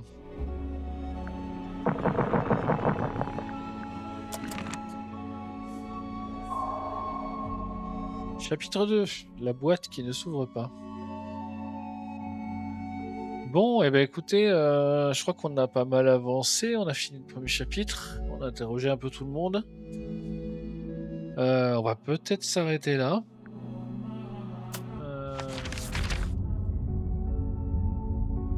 Il y a encore ça à découvrir, ça à découvrir. Il y a encore des choses à découvrir dedans. Voilà pour cette petite découverte de Mermaid Mask. Donc comme je vous l'ai dit, je trouve ça un peu dommage sur console qu'il y ait des trucs où on doit revenir là alors qu'on pourrait faire une action type B pour sortir plus facilement du jeu. Mais bon, c'est pas non plus dramatique. Après, voilà, ce que j'aime bien, c'est le look du jeu, le fait qu'il y ait des mélanges d'objets en 2D, 3D, ça je trouve ça super. Ça fait vraiment un petit rappel à l'époque de la DS. Moi, ça me rappelle beaucoup la DS, ces trucs-là où on devait triturer des trucs. J'adore la musique, le doublage est excellent, l'histoire elle est vraiment chouette. Donc oui, il y a des chances que je le continuerai, je pense, off-stream. Voilà en tout cas pour cette découverte de The Mermaid Mask, une bonne grosse découverte puisqu'on a passé 3 heures dessus. Je vous souhaite une très bonne fin de journée et puis je vous dis à bientôt pour de nouveaux streams, de nouvelles découvertes, de nouveaux articles sur Factor. Ciao ciao.